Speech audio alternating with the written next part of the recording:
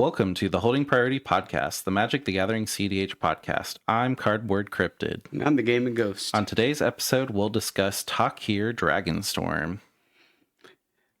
Yeah, lots of big dragons all over the place. There's some really good, well, there's a couple really good CEDH cards, but the rest of them, I think, are real, like... Great draft cards. Yeah. Great drafts. If you like getting big dragons out of a set, this is definitely the one for you. Yeah. In this episode, we'll discuss the main set, and then next episode, we'll discuss the commander set. I think both of them have an equal number of interesting cards. We're getting 5 new commander decks, lots of new cards. Oh, wow. So, yeah. Before we get into the main set, let's go to the shuffle up. You guys came out in a storm on our YouTube. We're all the way to 69 subscribers. Nice. Also, if you haven't yet and you want to, we are in Discord. We have some pretty spicy brews going on right now. We had someone enter the other day by the name of Brendo, and he showed us, or she, they, I think, showed us a pretty cool commander that I didn't really think about until they had brought it up. And we'll go over that one in our next episode. But it is a dragon. That looks really cool. And it has a one card semi-win con if it's out. So it looks cool. I'm pretty excited. That sounds pretty cool. Yeah, I'd looked at it and I was just like, I don't really get this. And then the more I looked into it, the more I was like, oh, okay, this is good. Like, before we get into it, we're supposed to be in the show. It was close enough. Yeah, I'm out of it. Yeah. Thank you guys for the comments on our February tournament recap video. We did get a comment. It says, love to hear about all your tournaments, from Alex Fabian 2974. Thank you so much. Oh, yeah, for sure. We have a full month of March. We're having to record this one a little early because we have a tournament tomorrow. I think you've had 5 straight weekends. So many. Yeah. We've learned a lot in a month. Like we've leveled up quite a bit. So we'll bring our experience probably 3 episodes from now, and we might have a collab on that one too. More info to come the closer we get. Oh yeah, for sure. And then just a reminder that we do have a link tree that has all of our important stuff, all of our collabs. I did build a Hashton primer that's on there. I've been putting a lot of work into Hashton, so it's been shown up. I got 6th place in one of our more recent tournaments. So it was 5th, but then after everybody finished the final and they put in the win percentages, I didn't go against people in the final, so I went down to 6th. But yeah, pretty good results. Really working on them if you're interested. Really detailed too. Yeah. I went through it and I was like, man, I feel, and I've played you quite a few times with Hashton or against Hashton, and still, I'm just like, man, that's a lot of thought in that. Yeah. Every time I read a primer, I always kind of want to know, okay, your primer is different than your list. Like, why? So what I've been trying to do is every time I change out cards, I put a change log of what went in, what went out, and then why they went out. And some of them I've been like, I'm going to take this out for this. And the next one I was like, I was wrong. It's going back in. It's back. We will be reviewing cards that are yet to come out. So if you want to support the podcast, a free way to do that is just to use our TCG player link. If you see something and you're like, I've got to pre-order this, or if you watch the whole thing and you're just like, I want all the cards, I'm getting a collector's booster, please use our TCG player link. Completely free for you. Lets TCG player know that you're listening to us and we sent you over. Helps a lot with the podcast. So you guys have been using it. It's very, very helpful. For those of you that are using it and have it bookmarked, thank you so much. Anybody that doesn't, it's okay. We still love you, but still, not as much. Change your bookmark art. Yeah, not as much is true. No, Also, we have expensive habits, so Oh yeah, unfortunately. we Yeah. like all the cards, every card, all the time. And then this is a card review. We will have a visual component on YouTube if you want to watch it that way. If you're listening to it in the car, we'll read all of the cards and everything like that. You should be able to follow along just with audio. I just know I'm very forgetful. I didn't even remember the name Dragonstorm, the set. So I need the visual component because I'll get distracted. But if you can listen to it audio, great. If you need the video component, we got you. It's on YouTube. If you watch on YouTube, please like, comment, and subscribe. We want to hit that 100 subscriber mark. And if you're interested in brewing decks or just kind of talking about CDH or maybe getting some spell table, we do have a Discord. There's a couple people in there already. Those of you that are in there, thank you so much. If you're interested, we just have a fun time. Sometimes I send memes. We look into decks. I really like when people are like, look at a card and are just like, this is going to be my new commander. And I'm just like, well, why? Oh, wow. That opened my brain. Yeah, well, everything about cards really is. Yeah. We're all about it. All right. And then just a reminder, if you're first time here on our set reviews, we do a 1 through 5 scale. And I have it printed in front of me so I don't forget. So the card rating scale is 1 through 5, only whole numbers. 1 is, I just think it's neat. 2 is put aside for later. 3 is, it might see some play. 4, I know this will see play in a certain deck. And 5 is, this will be a strong add in any color deck the card can be run in. This is from a CDH perspective. There are going to be some cards that we just think are neat that are on this list. We don't think they're going to see CDH play, but I would feel like our review was not complete if we didn't talk about them. And then we do have a Force of Will card, 1 per review. We either mark the card as the best in the set, or if we disagree, overturn someone else's rating. Only the rating that the person that used the Force of Will is used in the final calculation. So like, let's say I see a card and I'm like, this is bad. And then Ghost sees a card and he's like, no, this is great. I completely disagree. Force of Will, he'll use it. I'll get my rebuttal, but at the end of the day, my score won't matter. It'll go down as a 4 or a 5. We have not had to use that yet, but I think we kind of agree most of the time. I do feel like with this set, there's only 1 or 2 real big hitters. Yeah, and I'd be curious because we haven't talked about which, but I'm pretty sure I know which one's mine. Yeah. All right. Well, without further ado, let's get into the cards. So the first one is a new colorless Planeswalker, Ugin, Eye of Storms, 7 generic mana, so pretty big boy. Legendary Planeswalker, Ugin. When you cast this spell, exile up to 1 target permanent that's 1 or more colors. Whenever you cast a colorless spell, exile up to 1 target permanent that's 1 or more colors. +2, gain 3 life, draw a card.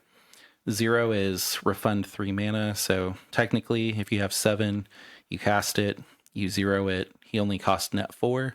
You can do something with a 3 and exile something, which is pretty good. You have to have the 7 mana to start with, but you're colorless. Yeah. And then -11 is search your library for any number of colorless non-land cards, exile them, then shuffle. Until end of turn, you may cast those cards without paying their mana costs. Any number? That's great. Yeah. So like if you in Commander, if you have this, you probably have a colorless deck. I think it was Urza's Battlecopter we saw a lot of like top tournaments with. Yeah. It did fall off. There's not really much interaction, but with MH3, there were a lot of colorless cards, and now Ugin is coming out. If you used to run colorless, or if you still do, I'm pretty sure you're excited about this. Don't know if this is really a CDH card. I could not tell you the last time I saw a pure colorless deck, and it did anything. Yeah.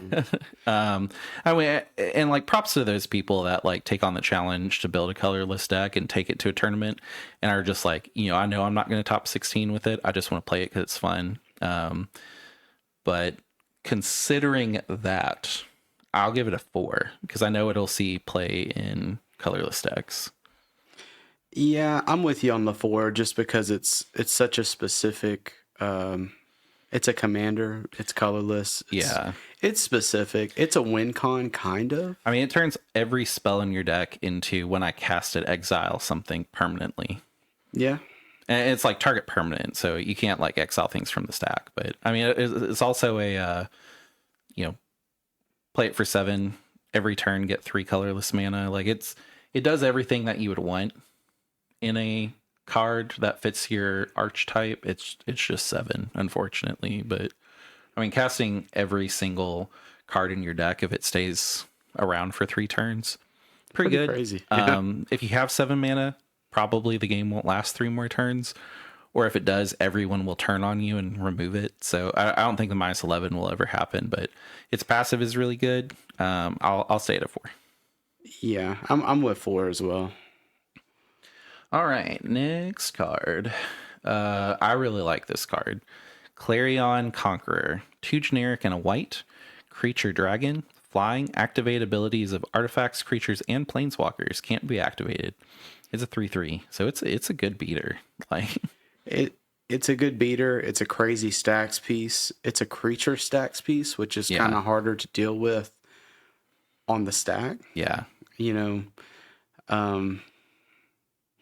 All around, it's pretty good. I would say that the only downside I see is that it affects you too.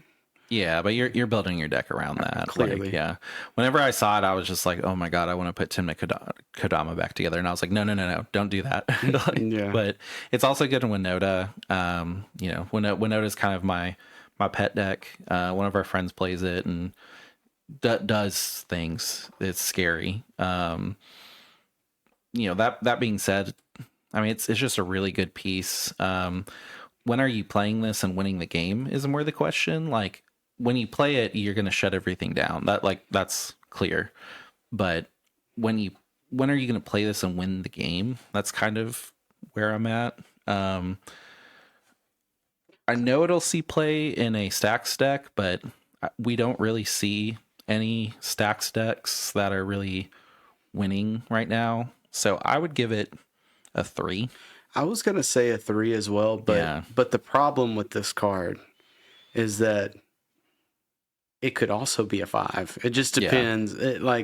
It's not a for sure 5, but it is a stacks piece that's... You have to build your deck around it, so I wouldn't say it's a 5 because 4, somebody could, like, Blue Farm wouldn't play this because Blue Farm couldn't win through that pretty much. Like, they could only Thassa out, which I mean is still good, but it's a poop button, which I mean isn't bad to have, but when you play a card that locks you out of winning the game, it kind of hurts. Like, yeah, I looked at it, and as playing Tivit, I was like, oh my gosh, yeah, I don't want this ever to be on the table. Yeah, I mean, like, Oof is really the best at what this does, and it's a 2 cost, and also like abilities of artifacts, creatures, and planeswalkers can't be activated. It's like, oh well, you better not have a Yuriko at the table because you're just gonna lose the game for everybody. Yeah.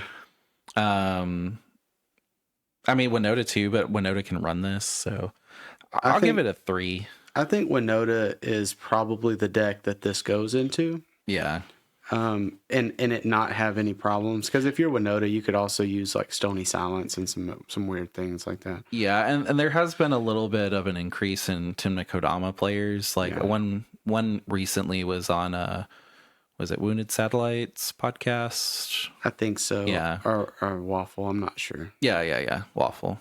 And like it's coming back. It's just it's hard to play. It's too specific. Yeah. I think that if it shut off only opponents, this would be a 5 immediately. Freedom Waffle. I was like, what's his full name? Freedom Waffle. I'm sorry. Yeah, I didn't say it. It's just like Waffle. Didn't you see him at a tournament? I did. Oh, more to come. Him and Comedian, actually. Yeah. Oh, that's cool. More to come. Look forward to that. We're going to tease it. So you say 3 on this as well? Yeah, I'm down 3. Cool. We do have 40 cards to get to, so if it seems like I'm kind of trudging it along, there's a lot of cards to look at. I had 50, and I decided to thin it down quite a bit. So this is one of the newer cards as well. Voice of Victory. 1 generic and a white, creature, human bard, mobilize 2. When this creature attacks, create 2 tapped and attacking 1/1 red warrior creature tokens. Sacrifice them at the beginning of the next end step. Your opponents can't cast spells during your turn. It's a 1/3. So I immediately grabbed the Force of Will. Yeah. I'm showing it now. I initially thought this card was a 1/1. I couldn't see what it was whenever I was looking at it initially, and I was really happy to see another silence effect. But being that it's a 1/3, it's even more dumb to me. And it's 1 generic white. So like one of the problems, and I'm not going to say problems with not Grand Arbiter, Grand Abolisher. Yeah. Is it's 2 white. So it's a little bit hard to get out sometimes. A lot of the times you're like, okay, like I can do my combo. I need to put aside 2 white. So I need to like put my lands together in such a way that I can build 2 white in and still have the mana for my combo. This one doesn't shut off like creatures and all that. So it's not as resilient, but I mean, really at the end of the day, you kind of just need the silence. That's it. This is stupid. I don't want to pass over this one generic and 1 white. Yeah. Like, I don't think it's good enough to shut off Ranger Captain of Eos to where you run this instead of Ranger Captain.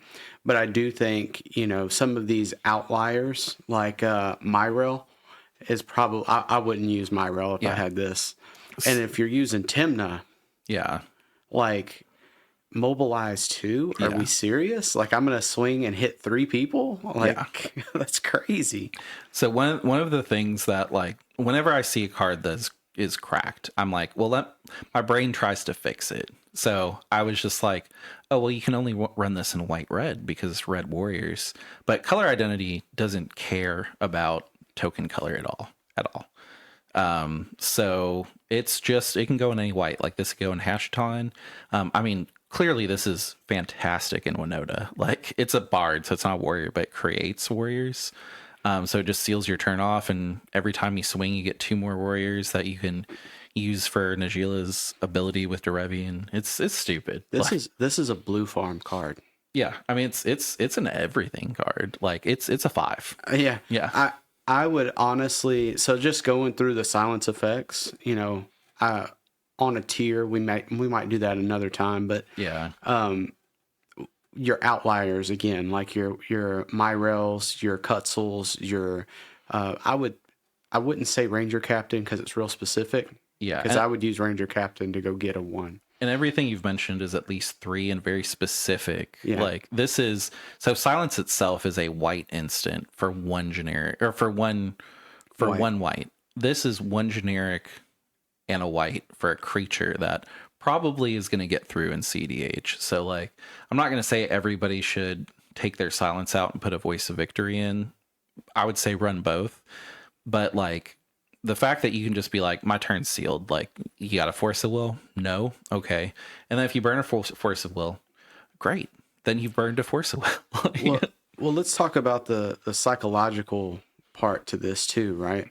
So if you're playing Blue Farm, do I think that you're winning your next turn, or do I think that you're looking for Timna hitter? I don't know. Yeah. And it's good either way. So this is my Force of Will. And I mean, maybe you have something different, but I think that this is definitely worth it. No, not in mind, but I mean, I'm gonna save it. But yeah, this is it. This is the card. I don't know how rare they'll be coming out in the packs. It's not a mythic, but that doesn't mean anything for Magic, honestly. Yeah, and I need to start calling out the rarities too. Like this is just a rare. Yeah. And this is a great card. Yeah, this really good. I would say if you pull this card and you haven't bought a box or anything like that, maybe like depending on what you're trying to get, maybe just buy singles and use our TCG player link if you're going to buy singles. Like if you get this at a pre-release, I would highly consider just buying singles. Even in this set, I think there's only like 2 or 3 that I'd really want. This is one of them. This set is, and like overall, now that we've kind of Force of Willed, I kind of will reveal this. This set is your commander in the Takir colors or 5 color, your commander is going to get better. if it's not, like if it's Esper or, the other colors combos, your commander's probably not going to get better. Yeah, no. So like that is kind of my warning of like, if you're playing Tyam or you're playing Jeskai colors or Sultai, you're playing Kenrith or Najila, like you're going to love this set. Maybe if you're playing Blue Farm, since you do have like four color decks will probably like it, but like me on Hashaton, I was having trouble. Like, so I mean, this opens up a lot of identity to white that wouldn't run Abolisher, because there is some that wouldn't. Well, for me, I try not to fill these reviews with like, this is what I'm going to do with it, but I'll make an exception here. So Voice of Victory in my deck, what I really like is having creature bodies to sacrifice to Razaketh. So I would have Voice of Victory out. Hopefully I could attack with it.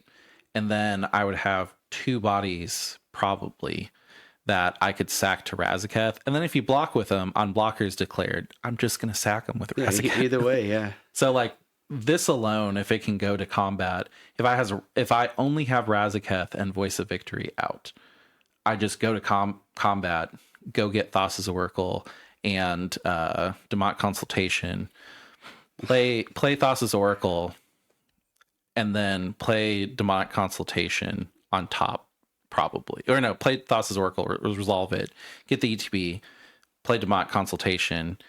Somehow you get through my Voice of Victory and you target it with the swords. Cool. I'm just going to sack it to Razaketh, go get a Force of Will. Get a counter, yeah. Or go get a Pact. Oh, you went through that? Cool. Well, I'm going to sack Thassa because she's not useful anymore. That's so insane, man. So it's like, it's pretty crazy. I will probably fit it in that deck. It's going into not over Grand Abolisher, but the silence effects are key. Like they are what close the game out, because there's a lot of really crazy like farm right now where there's going to be a Rhystic Study on the board when you try to go for it. Like I'd say 80% of the time. Maybe it's yours. Yeah. But, yeah. You need a way to go like, I really just don't care that you're going to draw, like just draw. Yeah, whatever happens, we're here. If you get rid of it, you've wasted a spell to do so. Yeah. Cool. All right. Force of Will, Voice of Victory. Let's give it a clap.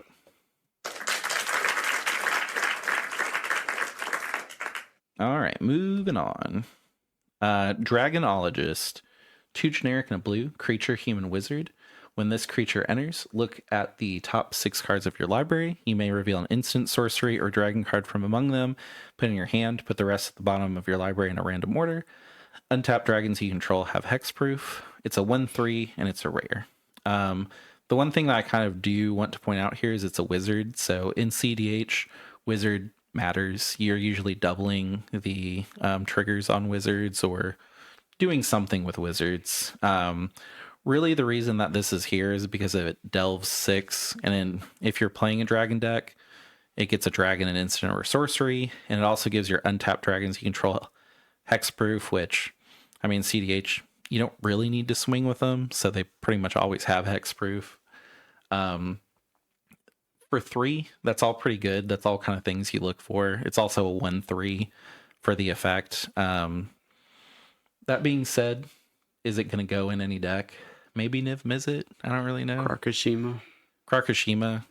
Just to get the instants or sorceries. Yeah, that's what I was thinking. You may not have the dragon, but I mean, delving 6. There's a lot of times with Krakashima, you're just looking for like a Gataxian probe or something. Which, I mean, if you're playing Krakashima, you're probably delving 12. Yeah, for sure. Yeah, because they go on the bottom, so you're seeing all new stuff. But yeah. I mean, it's solid. I think that it's a little bit expensive for what it does, but I think at a 2 it would be pretty crazy, but at a 3 it's pretty fair.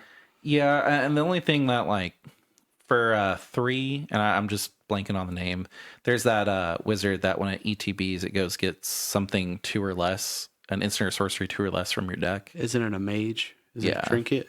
Not no, Trinket. Trinket's artifacts. I think it's one of those mage because they did all of the Yeah. They did all of the numbers. Yeah. I will say that the 3 slot for wizards is pretty stacked right now. Yeah, it's pretty flush. So you would, to run this, you would want to be able to look for a dragon too. I do think like Krakashima is an exception because like you're like, I'll go 12 deep. Yeah. I'll go a lot more deep, 18 deep. Yeah. Going 12 deep in Krakashima it's game changing. Yeah. Like that's crazy town. I mean, this is good too because like in Niv Mizzet, you play this, you delve, you kind of get what you might need, and then no one can target Niv Mizzet, so you're just like, all right, let's go. You need to remove something, you got to remove the Dragonologist. Like, yeah. I think I don't know if Niv Mizzet really sees play as much anymore. Maybe with this set, they're kind of trying to bring dragons back, but they're just expensive. Yeah, in general. Where this goes, I don't know. And is it the best 3-cost blue wizard? Probably not. I'll give it a 2 because of that. I would say a 2, and I would also put, if you're a wizard player and that matters to you, put it in the comments. Let us know what you think because we know it's good. I was kind of trying to build a couple dragon decks with dragons that like weren't in the set whenever I knew it was coming out. There was a red-blue dragon that kind of played around with treasures that I looked into for a little bit. I don't think I would build it. And if you guys end up getting curious, what I was looking at, because you're like, I want to build Is It Dragon and I don't want to build Niv Mizzet, go ahead and leave a comment and I'll send a link to the Mox field. But I did not see nothing that really screamed like, this is CDH, this is fast. I honestly thought this was a lot better than what it was because I thought that it was like a Traxa where you could be like, I'm going to reveal an instant and a sorcery and a dragon. Yeah. But it's one of those, right? Yeah. So, I mean, it's still delving is thinning your deck, and that's positive in what you're doing.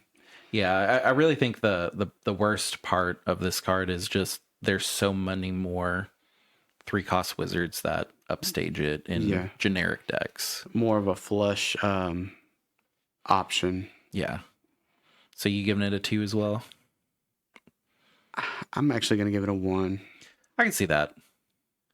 I would like to see a good dragon CDH deck. So I give it a hopeful 2, but I think 1.5 is very fair. Yeah. All right, next card.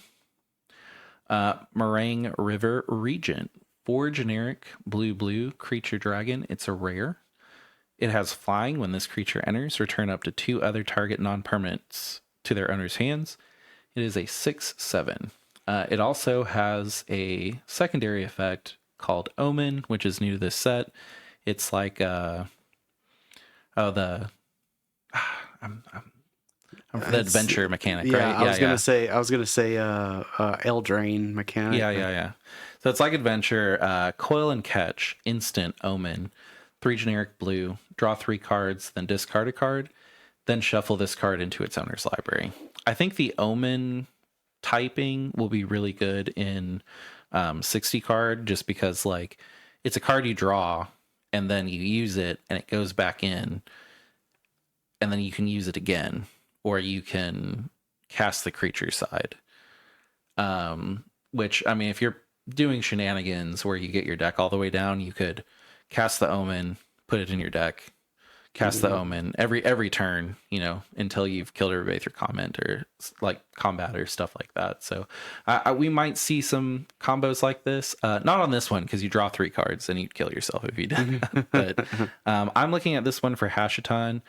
I'm going to be honest. I do not think it's going to go in the deck. I think I'll test it and just go, it's not the best slot, but to cheat out a 4/4 tapped flying dragon that whenever it enters, I can return up to 2 target non-land permanents to their owner's hands is really good, because if there's stuff that's stopping me for 3, I could kind of just be like, 2 things are gone. Like the 2 Rhystic Studies that are on the field, like, bye. Yeah.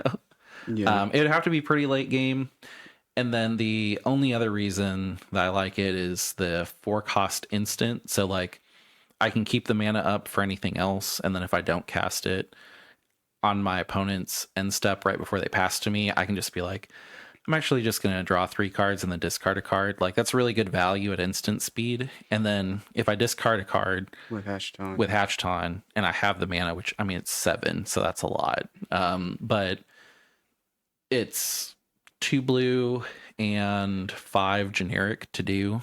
So draw 3 cards and then discard a card in my hand and then just pop something out at instant speed. It has potential. It's no Tide Spout. It's no Hullbreaker Horror, which I always forget about our options in that mana. It's like big mana blue. So I'll give it a 2. I was solid 2 on that too. Yeah. Like I am going to test it in Hashaton. Maybe I'll just be like, I was wrong. This is great. Like I play with it. Every time it's in my hand, I'm just like, oh, this is great. But I think here, you know, it's more than just neat, and it's not as good as you can't really say it's going to see play yet. So I think 2 is just right where it's at. Yeah, it's also like a really good creature. If you can't cast a creature, really good instant. Yeah. Can go in multicolor decks. Like it's there. But it costs 4, and then the creature costs 6. So like, it's just a lot. It's so close. But yeah, I'll give it a 2 as well. And that is Meringue River Regent. This is one. It's blue. Naga Fleshcrafter. I was gonna spoil the entire text, but I was like, let me just read it. Naga Fleshcrafter, 3 generic and a blue. Creature Snake Shapeshifter. It's a rare. You may have this creature enter the battlefield. Enter as a copy of any creature on the battlefield. And then it has an ability called Renew. So 2 generic and a blue. Exile this card from your graveyard. Put a 1/1 counter on target non-legendary creature you control. Each other creature you control becomes a copy of that creature until end of turn. Activate only as a sorcery. It's a clone, so it's a 0/0. So this is a 4-cost clone that can only enter the battlefield as a copy of a creature. So it's not great, but let's say you have a way to discard. For 2, you can literally just go, or for 3, you can just exile it from your graveyard, put a 1/1 counter on a non-legendary creature, and just be like, my entire field is Grand Abolishers now. Good luck. Yeah. This is stupid. Yeah. But, so me sitting here thinking about Krakashima, just dumb, man. Yeah. Like I pay 3. It's in my graveyard. Exile it from my graveyard. You will always be watching my graveyard with this in my graveyard. Yeah. Because it's like I have 5 creatures on the field for whatever reason, whatever they might be. Yeah. Now they're all Krarks. Yeah. Like that's silly. I mean, also the only problem I see with it is it doesn't get the ETBs. So like, I could turn in everything into Astral Dragons and then they wouldn't ETB, or like silly stuff like that. There's a lot of cool things you can do with it. I think you're right that in certain decks, like you'll just be like, I have 6 Krarks, like GG. I have a Jessica's Will in hand. Can we? Yeah, have fun with that. Yeah. I would think based just on Krark Shakashima, I'd give it a 4. Yeah, I also think because you would use like because I want to say Krark Thrasios is a thing. Mm-hmm. If I'm not mistaken, I believe, and I know Timna Krark is another thing that's happening. Yeah. But obviously with Timna Krark, you wouldn't have access, but with the Thrasios Krark, I think that this could be useful. Yeah. Because then you turn it into Shakashima. I mean, turn everything into Devoted Druid and just, yeah. It's so silly. Yeah, I like it. Anything that says exile this card from your graveyard, to me, that's in blue or white or black, I'm just like, hash it on. So, because I could discard this, turn it into any creature for 3, and then it would be in my graveyard. And then for 3 more, I could turn everything on the field. So, like, now what would I do with that? Probably nothing. It's probably jank that would be really fun, but like wouldn't win me the game. So like I'm trying to avoid that in Hashaton because there's so many fun things I can put in that deck, but like the deck needs to win to be fun. So I think they were really smart to not have it have the ETB. Yeah. Because like Atraxa here would be really silly. Yeah. Well, it's also non-legendary too. Oh, non-legendary. Yeah. They checked. They made sure. Oh, so I couldn't do Krark anyway. But I could do like true. I could do no. No, this shuts it off. Never mind. Yeah, so it would have to be like Devoted Druid or yeah, because you couldn't have Krark on the field. Well, you could cast Krark that turn. So like you pay 3, cast Krark, and it be the that what is that human? It does that like, doubles all the wizards. Yeah, stuff. Doubles the wizard stuff, and that might work. Yeah, but I don't know. It's kind of specific now. I thought that I could get Krarks. I think it still has potential. I will still give it a 4 because like it. Just reading it, I'm just like, this does something. I don't know what it is, but it's something. I'm with that. I think 3 is probably where I'm more solid for it now that it doesn't do legendaries. Yeah, but it's still crazy. Yeah, 3.5 is. I mean, we're there. Yeah. Spectral Denial. X and blue. Instant. This spell costs 1 less to cast for each creature you control with power 4 or greater. Counter target spell unless its controller pays X. It is a uncommon. This one, if you are playing a commander that's power 4 or greater, like Paco Halden, it's a counter target spell for 1 for a blue, which is pretty good. That being said, like, not very many big blue commanders. I think this is a card that's cool where I'd be like, it goes in something. Maybe that something isn't printed yet, or maybe I haven't built it yet. So I would personally give it a 2. I do like that counters target spell. Usually these effects are, counter target non-creature spell. Unless they pay 2. This one's flexible. You can pay into it.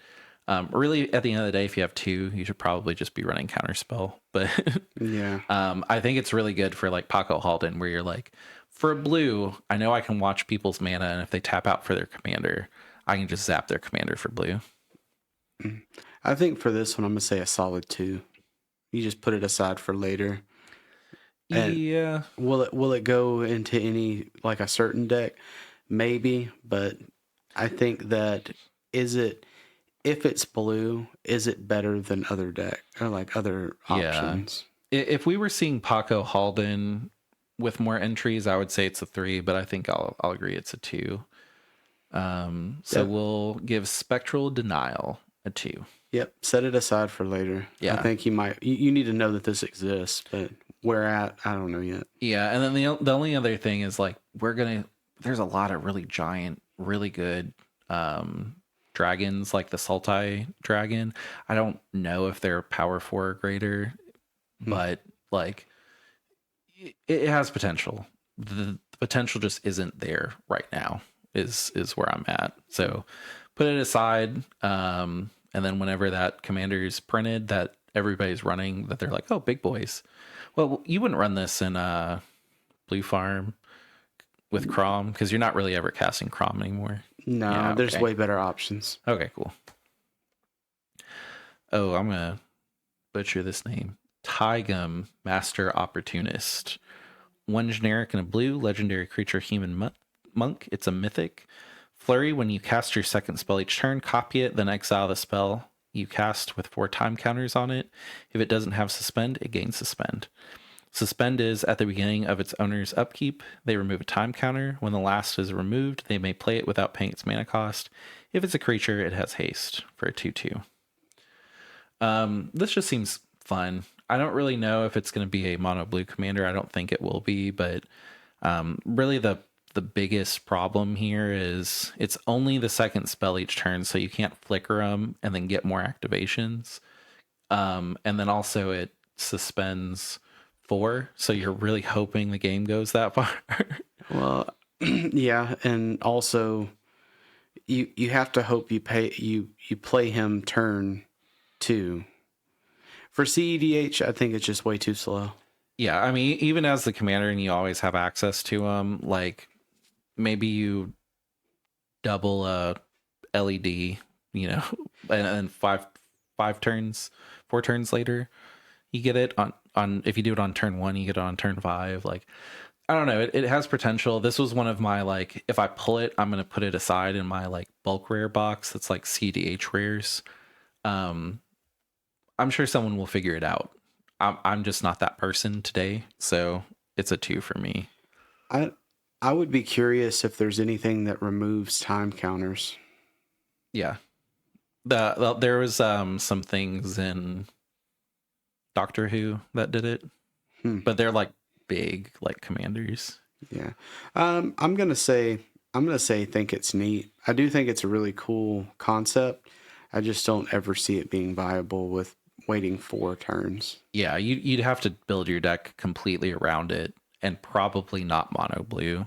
So like, if it was a commander that with mono blue, you could just be like, okay, cool. You know, I can figure this out. Cool. But it seems like it has to be a backup legendary creature in a Doctor Who deck. And if you run that Doctor Who deck, let us know. But would you even consider it? Yeah, that'd be my question. Yeah. All right. So Taigam Master Opportunist is a 2. Well, 1.5. Yeah, it's a 1.5. 1.5. All right. Now we're into the black cards. This is Quasi Revenant. 1 generic black creature vampire, flying, death touch, lifelink. For 3. It has the renew, 2 generic and a black. Exile this card from your graveyard, put a flying counter, a death touch counter, and a lifelink counter on target creature, activate only as a sorcery. It's a 3/3. So it's Vampire Nighthawk. For 3/3, that when it dies for 3, you can make something else a Vampire Nighthawk. Like, it's kind of stupid. It's really stupid in draft. It's really stupid in standard. Not stupid enough to keep up with CDH, I don't think. I do think Time will like this because it's 3 different counters. There's things that care about this. I would have to say, I don't even know if Time would be like, oh, this is going in my deck. You know, it seems a little slow. I will give it a 3. It's a great attacker for Tymna. I was 100% doing 3. I did think putting it aside was a possibility, but it's better than that. So every time I look at it, I just go like, I would love this in Tymna. Like Tymna Kodama, maybe Blue Farm. I don't think Blue Farm will run it because it has so many options, but it's just expensive for Blue Farm, in my opinion. I mean, if Edgar Markov comes back as CDH, that'd be stupid. Well, depending on the groups you talk to, Edgar Markov is CDH. Yeah. If you sit down at a casual table and play it, then you know it's a CDH deck. But if you sit down at a CDH deck, it's a high power 4 deck. No, I like it though. Yeah, it's an interesting card, and it's an interesting card that I wouldn't throw into the bulk rares. I'd probably keep it in my main CDH box. I guess I'll kind of just go into like how I organize my cards. So I have like a big giant bulk rare box, and then I have a bundle that is basically like my CDH. Like, I want to thumb through these anytime I make a deck. So that's kind of where like the numbers came from, and this would go into my CDH bundle box, where every time I'm building a black deck, I'd want to at least thumb through and go like, do I put that in? But I wouldn't want to go searching for it. I'd want to have it on hand. He's a lot more organized than I am. Oh yeah. My bulk rare box has all kinds of stuff in it, and our friend group loves going through my bulks. You want to know why I'm more organized? I'm unemployed. That's why. I mean, you were that beforehand. Like, yeah, it was still. But there. Please use the TCG plan. Yeah, I worked from home before, so I was basically unemployed. So that is Quasi Revenant 3. Yeah, 3. The Sebsig Ceremony. This is a pretty card. Yeah. Black. So like Necropotence. Legendary enchantment. Creature spells you cast cost 2 less to cast. Whenever a creature you control enters, if you cast it, destroy that creature. Then create a 2/2 black zombie druid creature token. I don't know if I want to force a will this, maybe. Whenever a creature you control enters, I don't know. It's kind of crazy. So if you cast the card, it gets destroyed. But I'm trying to find the name of the card. I put it aside, but I have a lot of tabs open. Acerak, the Archlich. Ah, okay. So it costs 2 generic and a black. Legendary creature, zombie, wizard. When it enters the battlefield, if you haven't completed Tomb of Annihilation, return it to its owner's hand and venture into the dungeon. And that's really all you care about in this. So like, you would cast him for just black, and when you cast him for just black, you put 2 triggers on the stack. You have the return to hand trigger first. It goes back to hand. Whenever a creature you control enters, if you cast it, destroy that creature, then create a 2/2 black zombie druid creature token. So because it's broken up like that, and it's not, it doesn't say if you do, it just says then you get the 2/2 black zombie creature.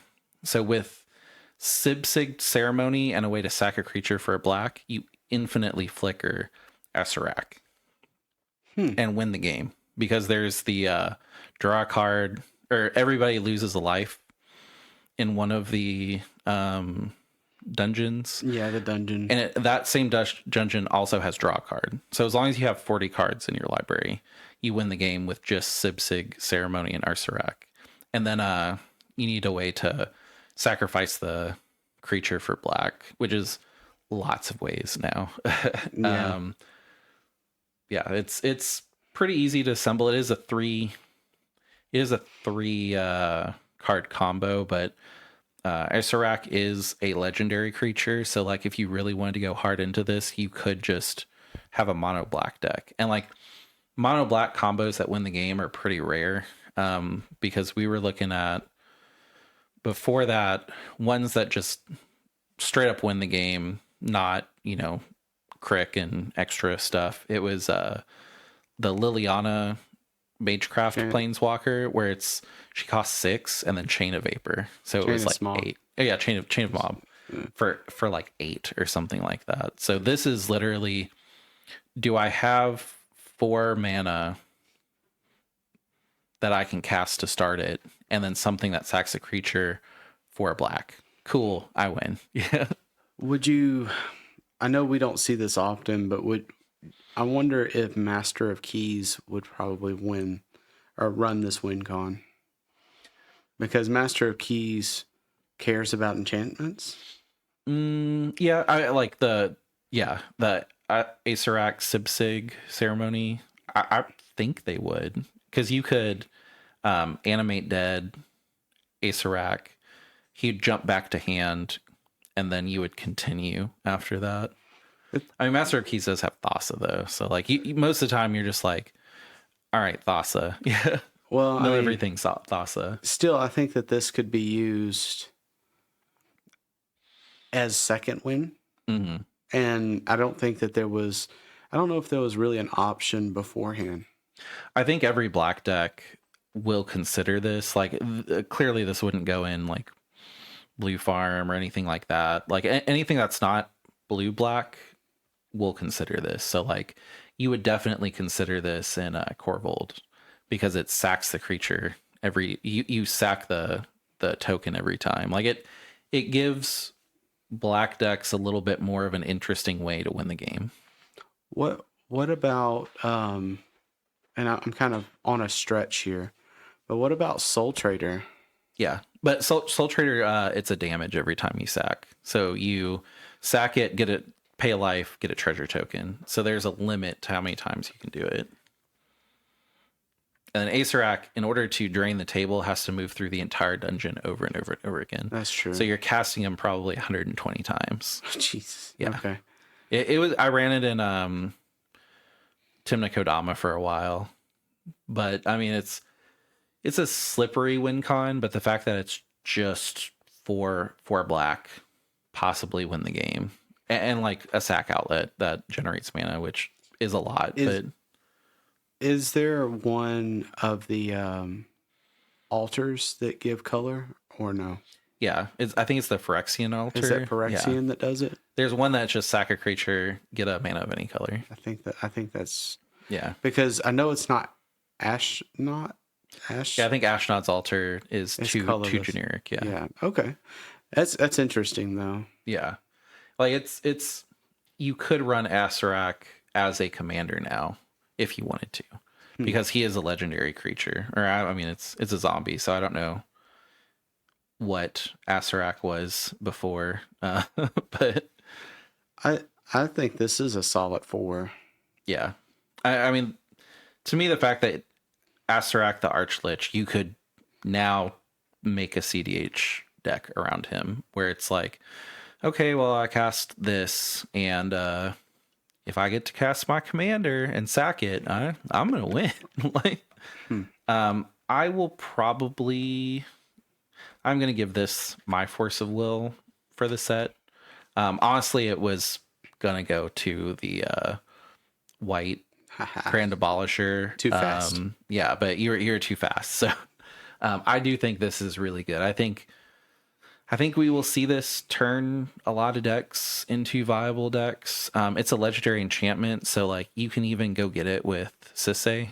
Like, you know, because with Sisay, I mean, you don't really want to take all of your creature spells away from being cast in your hand, but like, it's whenever a creature you control enters, if you cast it, destroy that creature. So like, if you have a commander that wants to die to activate stuff, like if you cast Hulk, you can cast Hulk for 2 less, and then when it enters, it just immediately gets destroyed, and then it's leave the battlefield goes on, and you're just like, oh, okay, cool. Like it. I mean, of course, it's a legendary enchantment, so you have to go find it every time you want to do that. I mean, it's a pseudo win con too if you're able to cast something for if it's able to go back into hand. Yeah. And you can just cast it. I think you're good here because it creates the zombies, which are also somewhat of a win con the next turn. I mean, you could just get infinite zombies too. Yeah. If you had no other way, like if you just have Asarak and Sib-Sig Ceremony, you could just go, I don't think I'm going to get the ability to, you guys have like exiled my ability to turn those into mana. However, I'm just going to get 20 billion 2/2 zombie druid creature tokens. I'm going to pass. And if you guys can deal with it, fantastic. If you can't. If you can't, I'm just set up to win. Like, this is what I can do to try. You know? I would like 5 points, please. Pass. I like the colors on the card too. Yeah. It makes me. What's that god that was in? The Theros. Yeah. I can't think of the name. It's Whip of. They have the whip. But the actual god is the same way. Well, it's like Whip of and then his name. But I forget. Like I want to say Ouroboros, but I don't think that's right. I think you might. I think that's close. Yeah. But yeah, this is a really interesting card. Yeah. I give it a 5. You give it a 4? Yeah, I think a 4 is solid. Yep. And I use my Force of Will, so I think this is a really good card. I think we'll see a lot of it. Next card, Sidisi, Regent of the Mire. 1 generic and a black. Legendary creature, Zombie Snake Warlock. It's a rare. Has the ability, tap, sacrifice a creature you control with mana value X other than Sidisi, : so all of that happens whenever you tap it. Return target creature with mana value X +1 from your graveyard to the battlefield. Activate only as a sorcery. It's a 1/3. The fact that it's a Sidisi, it's going to be at least a 2. Just Sidisi's cool. Yeah, I like Sidisi. It's a birthing pod on a 2-cost black creature. It's a creature, so like hard to tap the turn it comes out, but it's pretty cool. It's a legendary creature, so again, if you wanted to build a low to the ground mono black deck with it, you could. The fact that it kind of just exchanges creatures, but it is X +1, not X +1 or less. So if you sacrifice a 2, it has to be a 3. Which, I mean, Sidisi, Region of the Mire, you could just go, okay, well, I'm in black-white. I'm going to sacrifice this 2 cost I don't need anymore. Bring back Ranger Captain. Who's going to try to win now? Yeah. And you could do that on, oh no, activate it only as a sorcery. Dang. I was like, you could do it on the stack. Activate only as a sorcery just makes me sad. It pretty much immediately takes at least 1 point off the card when I read it at the end. Sacrifice a creature you control with mana value X other than city. Okay, so yeah. So it's not... The really good one can extort itself, and they were like, let's stop that. Yeah, let's not do that. No, I was initially reading it as it had to be a higher cost than Sidisi. Oh, yeah. But I see the folly of my ways now. I don't get why they didn't say sacrifice another creature you control. Yeah, it's worded just a little weird to me. Yeah. But because I was like, well, wait a minute, does that mean it has to be 3? Yeah. Like I'm a little lost, but no, I see it. I think it's neat. I don't really. I would say put it aside for later because there's probably a deck that'll use this. Yeah, if it wasn't activate only as a sorcery, you could continually try to get you could get 2 Ranger Captains back a turn, which would make it really good. And I get that they don't want to do that. That's very fair. Like shame on me for thinking that, and they should stop me from doing that. But the activate only as a sorcery to me just kills the card personally. So I'd give it a 2. Yeah, I'm with 2. It also has breached in it, so that's kind of cool. Yeah. As the rebels breached the Quasi Palace, she returned her time and power, or she realized her time and power was at an end. All right, so 2 for Sidisi, Regent of the Mire. This is the card that everybody was kind of looking forward to whenever the developer blog came out, talking about I think Mark Rosewater, every time a set comes out on Tumblr, he does a blog where he's like, here's like some little teasers of what's coming out. And one of them was I believe it was an archetype spell that everybody really likes is going to be put in another color for a different archetype. And everybody was like, Rooftop Storm, but this is the dragon set, so like Rooftop Storm for dragons. And I was just like, they won't do that, that's dumb. Well, they did it. It's called Dracogenesis. 6 generic red enchantment. You may cast dragon spells without paying their mana costs, so you still cast them, they still go on the stack, you can still get them countered and all of that. And it's also dragon spells, not dragon creatures spells. So like if there are dragon sorceries or instants or enchantments and stuff like that, it does count. I already told you what I like about this card, so I'll send it over to you and then kind of go into my spiel.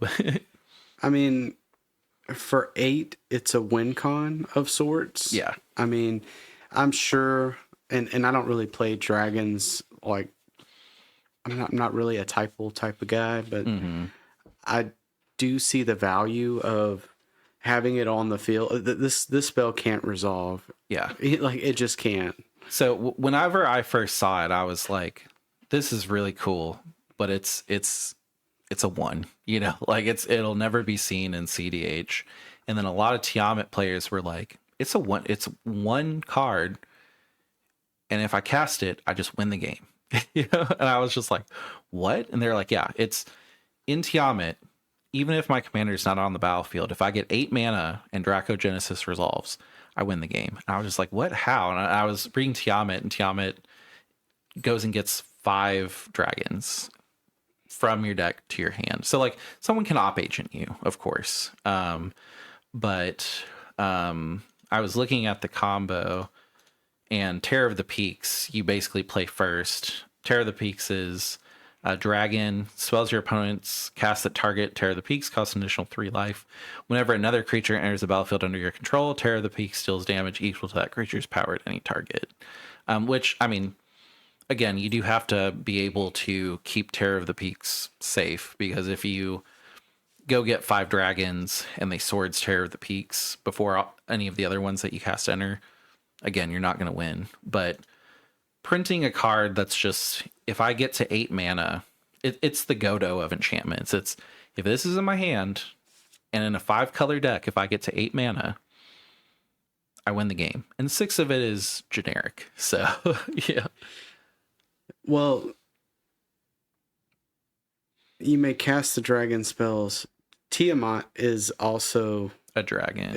Yeah. So if you have a sack outlet, wouldn't you be able to get all dragons from your... Yeah. So like if you have a way to sack them and put them in the command zone, you just keep going. Yeah. Tiamat, just because we're talking about him, is 2 generic: white, blue, black, red, green, legendary creature, dragon god, flying. Whenever it enters the battlefield, if you cast it, search your library for up to 5 dragon cards not named Tiamat that each have different names, reveal them, put them in your hand, then shuffle. So initially, I wouldn't really... I mean, I guess I would consider that part of the combo. Yeah. So a 3-card combo with some kind of sack outlet, you can just filter through and put every dragon you want. Yeah. Is it up to 5 or is it 5? You could go technically. Terror of the Peaks deals damage equal to that creature's power to any target. You could just kill. Yeah. Yeah. So like you probably should just win with 5 dragons that you cast for free, but like worst case scenario, you could just be like, well, I'm gonna bolt my own dragon and recast them and get them back and just do stupid stuff. And there's a dragon that helps. I mean, there's another dragon too that just gives everything haste when it comes out. So like, I mean, this Impact Tremors Tiamat, yeah, it wins, right? I mean, just this and Tiamat in the command zone, and you successfully resolve Dracogenesis. Like, that's so crazy. And like with no interaction available for opponents. So like, if you're dragon, well, they can't even send the dragon back to your hand, because then you're like, cool, well, I cast it anyway for free. Yeah. This spell cannot resolve. Yeah. It just can't. The thing I like is I've definitely gone to tournaments and seen people playing Tiamat, and they're just like, I know I'm not going to win, but I've got a giant 5-headed 5-color dragon in my command zone. And that's a win for me. Like if I win 1 out of 5 rounds, great. The fact that those people now have a enchantment that you could also run a green creature that makes all of your creatures and enchantments uncounterable too. Yeah. And you also have blue, so you can defend it. But the fact that you now can go, yep, I'm just going to put this card in, and if I get to 8 mana, 6 of it generic, and I cast it and it resolves, I'm probably winning. Yeah, this spell cannot resolve. Yeah, there's no instance where this spell resolves and you don't win almost immediately. Yeah, and there's some stupid dragons in this set too, like stupid.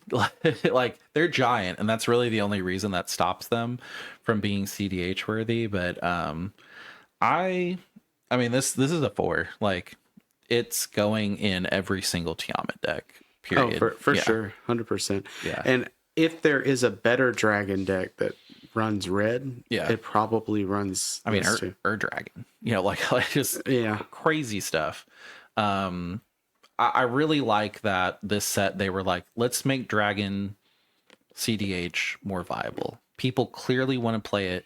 People clearly are trying to run it and don't even care if they win. They just want to show up at a tournament and everybody go, oh, you're running Tiamat. Like, let's see what's going on. Like, if there's a Tiamat at my table, like, I'm not going to say I don't want to win. But if they win, I'm always just like, I was at a table with Tiamat and it kicked my butt. Like, it was so cool. Like, that's kind of how I felt about Atali until I saw Atali win a bunch, and then I built it. I mean, I'd also say, because another 5-color dragon that we see quite often is Scion of the Dragon. Yeah. Right. There's a stupid card for Scion in the commander set, so we won't be getting to it. But yeah, like, this is pretty crazy. Yeah. Make 2025, make dragons great again. Make dragons all the time. It's a 4 for sure. Yeah, Dracogenesis 4 for sure. It's not a 5 because you wouldn't put it in Bergie, but Any color? Yeah, no. Yeah. It'd be a specific. Speaking about stupid dragons, Magmatic Hellkite. 2 generic red creature dragon. It's a rare. Flying. When this creature enters, destroy target non-basic land an opponent controls. Its controller searches their library for a basic land card, puts it on the battlefield, tapped with a stun counter on it, and then shuffles. It's a 4/5. So it's a 4-cost 4/5 that also is a dragon, that also has flying, that when it enters, it destroys a non-basic land, and if your opponent does have a basic, which in CDH, they probably won't, it enters with a stun counter on it anyway, so they don't untap it on their next untap step. Like, stupid. Like, if you can flicker this, like in Rocco or something like that, it's a silence because no one will have any lands. I mean, anything that runs kitten and has red in it, is silly. Because I mean, you do this if you're able to flicker and hit 4 lands. Yeah, you're shutting the table down. Yeah, you know what I mean. Like that's happening. You and the person that's behind are probably best friends now because you've taken out a land, and like it's a guy's cradle. If there's a guy's cradle on the field for 4, it's gone. You know. I will. Oh man, I want to give this a 4, but I'll give it a 3. Yeah, I'm thinking it's a 3 because it's kind of specific. I mean, it's not a win con for Displacer Kitten. Yeah, it's a good tech for Displacer Kitten, but I mean, I would almost say if you're playing Blue Farm and you're going Kitten combo, just tech this card in. You know, like if you're going like Teferi combo, like you might as well just be like, well, it's a flying 4/5, so it's like basically a Crom for Timna. It'll probably get through, and I'm taking out a guy's cradle most likely in CDH. Like it's good. A little bit too slow. I think you should probably just be winning the game if you're set up to take somebody's guy's cradle away. But I mean, if you can flicker this like in Rocco or anything like that, like it's a win more card, I will say. Like if you're already able to infinitely flicker a creature, you should just win anyway rather than clear all of the lands. But it's good. It's really good. I'm gonna say a 3. I do think it's good, but I don't know the exact deck that would run it. Yeah, I mean in Dragon, which I mean, not a CDH deck right now. People try, and they try pretty well. It costs 3. Yeah, no. With Eminence, like it's good. I think mine is at a 3. It's hard to be looking at this picture and being like, that's a dragon. It's cool looking, but meh. My thing about it is I'm just like, you could flicker it infinitely and just kill all the lands. It's like, yeah, should you won the game at that point though? Like if you can do that, you really should have just won. Yeah. I mean, it's kind of a win con. Let's say you try to cast Teferi and somebody counters it. And you're like, well, I can do this. Yeah. Then you kind of destroy all the lands or as many lands as you can, and then everybody's just kind of stuck. The thing I like about it is it's not its controller may search their library for a basic land card. Like you always have to search. So Op Agent will always just go take the basics if you have it. That's awesome. Or if you have the every time you search, you draw a card. Or anytime an opponent searches, you draw a card and gain a life. Archivist. Yeah, Archivist of Ogma. If you have that out and you have that Magmatic Hellkite out, you take a land out and then you draw a card and get a life because they have to search. I like it. Is it going to change the format? No.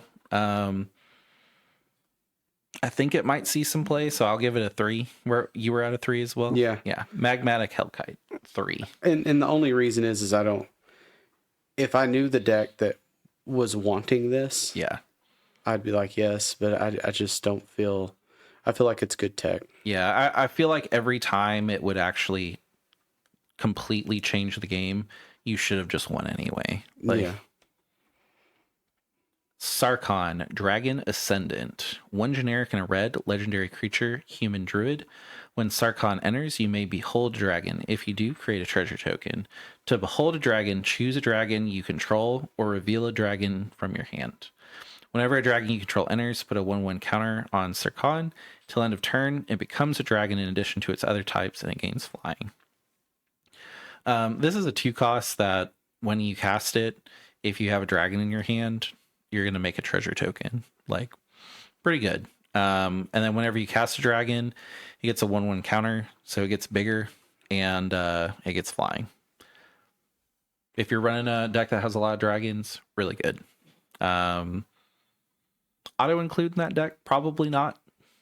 So I'd have to give it a 2. That's what I'm thinking. Just set it aside. Yeah, none of the text really says, like, this card will win the game or combo with something to win the game. But, I mean, it's good value. Like, if you can drop this for 2 and then make a treasure token, I mean, that treasure token is really valuable because it can tap for any mana. So, like, if you're looking at your mana and you're just like, oh, man, like, I'm not in a good place. I need a green and I don't have it.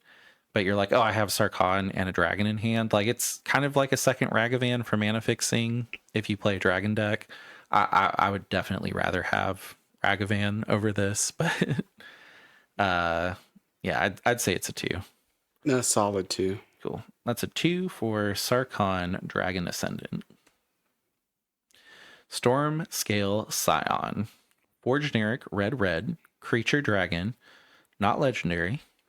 Flying, other dragons you control get +1/+1 as a passive, and it has Storm. When you cast the spell, copy it for each spell that was cast before it this turn. Copies become tokens. It's a 4/4.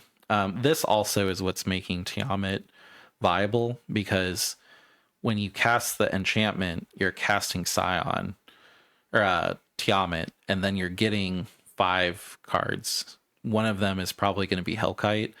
And then at the end of that, you're casting Stormscale Scion. And every time it enters, everything gets +1/+1 bigger. And you're probably going to have 6 of them enter. With Hellkite, it'll just kill the table. So, like, multiple things are making Tiamat more viable, which, I mean, big fan that I might see Tiamat soon. I almost want to build it.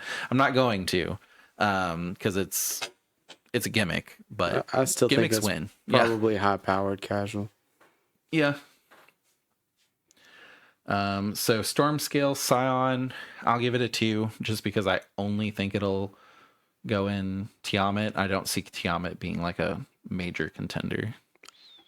Yeah, 2. It's not I think it's neat. I think it's more put it aside. Yeah. We do have a sorcery that I think it is Dragonstorm, honestly, the name of the card, that you can pull a dragon out from your deck to the field and it has Storm, which this is not better than. Maybe it's better because it's a creature, but if you're running this, there's probably a better card already printed in the spot. All right, next. So our Stormscale Scion is a 2. This is Tersa Light Shatter, 2 generic and a red, legendary creature, orc wizard. Haste, whenever it enters, discard up to 2 cards, then draw that many cards. Whenever it attacks, if there are 7 or more cards in your graveyard, exile a card at random from your graveyard. You may play that card this turn. I'm just going to say I put it in here because it's a legendary creature, so if you want to build a chaos mono red deck, you can build it. Probably won't be CDH. This is probably pretty good in Burgi, but I mean, is Burgi CDH? Yeah, like I see them enter every once in a while. Like, people enter Burgi, but they don't do very well. But, you know, people want to enter Burgi, and this is a card that probably will do well in Burgi. So I'll give it a 2. I think it's neat. I don't see it being a big win con. I think it's just tech. And if it's a commander, I mean, you're already doing mono red, which is kind of like a loot effect. Yeah. The fact that you have to exile the card at random and then you may play it that turn and it's not even free still is kind of lackluster. Like, you wouldn't see this in Blue Farm. No, I think it's just good. Yeah. All right. 1.5 for Tersa Light Shatter. I'm not reviewing this one. It's Crater Hoof Behemoth. I just wanted to point out Crater Hoof Behemoth is printed in this set, and it has the set icon. So it's not a special guest. Crater Hoof Behemoth is standard now. And you can pull Crater Hoof Behemoth from this set and then also build a standard deck with Crater Hoof Behemoth. I've never seen Crater Hoopy. Okay. So He's like, skip that. It's like Pot of Greed from Yu-Gi-Oh! No. That's funny. Yeah, just not going to take too much time with it. Just really cool that they reprinted it in standard. Yeah, it has a pretty cool art too. Yeah. Herd Heirloom. 1 generic and a green artifact. Tap, add 1 mana of any color. Spend this mana only to cast a creature spell.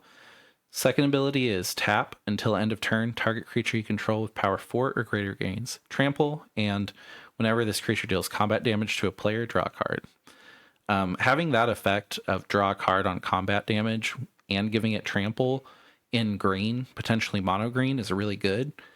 And the mana cost is the same as an Arcane Signet, and it does add 1 mana of any color. Only to cast creature spells, so it's not as good, but if you're building a creature deck, Herd Heirloom is a pretty good option that will help you a lot, and you can still run Arcane Signet. That being said, it's a 2. Yeah, I'm down with the 2 as well. I mean, set it aside. It's an Arcane Signet, but I think if you're not like leaning hard into green, you're probably going to use the second one more so. Yeah, I mean, you're probably casting it for 2 and then using that mana to cast your commander anyway. Like Arcane Signet, I will say most of the time whenever I cast it, the next time I'm using it, it's to cast my commander. So not terrible, but long term, I would like to use that for, I mean, I guess I could use it for Thassa combo. Just use the blue. Yeah. But yeah, I mean, I feel like really the reason you would run this is for the secondary effect, and you really need a deck that can use the secondary effect to justify Herd Heirloom. But I mean, for casual, really cool. Like, you know, another mana rock for 2 in casual. Also, if you're going to play draft, we don't really do too much with draft. Yeah, we just do the pre-release. Or pre-release, rather. This is a good card if you get in pre-release to use. Yeah. It's just good. Man, maybe I should have used my Force of Will on this. I think you were pretty safe since I just blew mine really quick. Yeah. Nature's Rhythm. X green. Search your library for a creature card with mana value X or less. Put it onto the battlefield, then shuffle. Harmonize. X and then 4 green mana. You may cast this card from your graveyard for its Harmonize cost. You may tap a creature you control to reduce the cost by an amount of generic mana equal to its power. Then exile this spell. A double dip Green Sun Zenith that doesn't shuffle itself back in. Really good. Yeah, it does cost another green, but we're already seeing combos where people like entomb this and then immediately just harmonize it out with a big creature out. There's a combo later. I don't really know if I'll completely go into it, but it uses Nature's Rhythm. It's good. It'll be a staple. If you pull it, I would almost say it's a 5.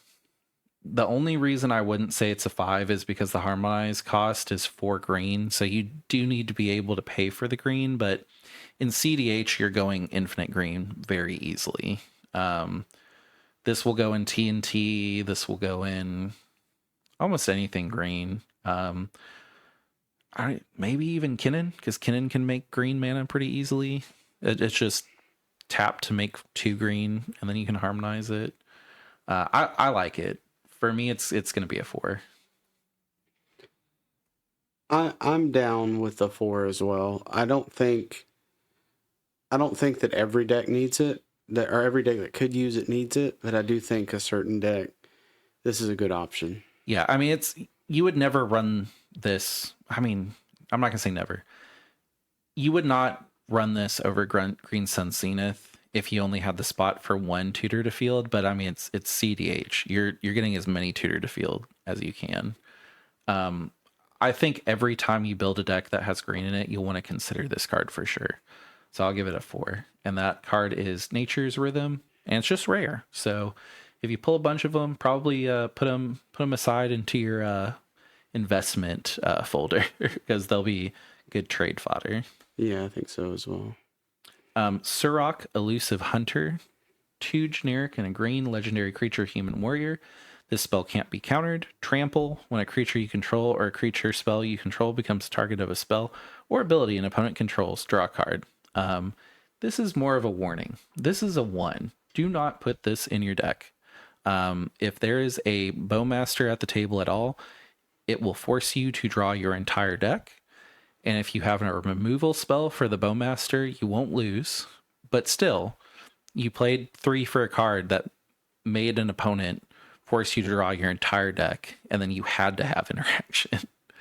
I'm sure there's combos where you might want to do that. You might want to trick an opponent into doing that, and then you win the game somehow. But this is one of those cards that I saw a lot of people were like, oh man, I can't wait to put this in my green deck. It's like, no, don't do that. You will lose. If there's a Orcish Bowmaster, it will target you.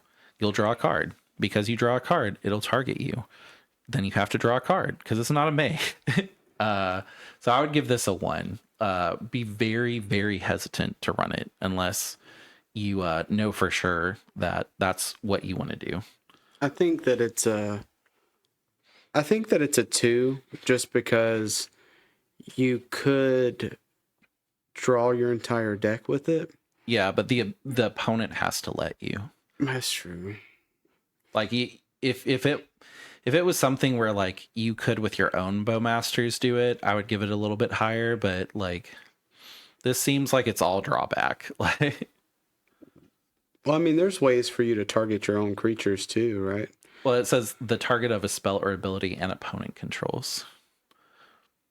Oh, okay. I was thinking like Nadu.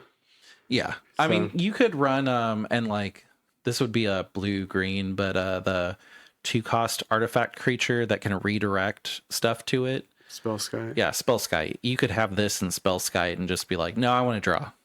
That's going to hit Spellskite instead. But if anybody has a Bowmasters, they'll just draw you out and you'll be like, oh, dang. Yeah, I mean, definitely a warning. Yeah. Traveling Botanist. 1 generic and a green creature dog scout. Uncommon. When this creature becomes tapped, look at the top card of your library. If it's a land card, you may reveal it and put it into your hand. If you don't put the card into your hand, you may put it into your graveyard. 2/3. This is a really good body for 2. A 2/3 on a 2-cost. And then specifically when it becomes tapped, you may look at the top card of your library. Enduring Vitality is huge in green, so when you tap this as a mana dork, you could potentially draw a land for a turn. It's a really good farm card. I really think that you'd only see it in TNT, and TNT has so many options being 4-color.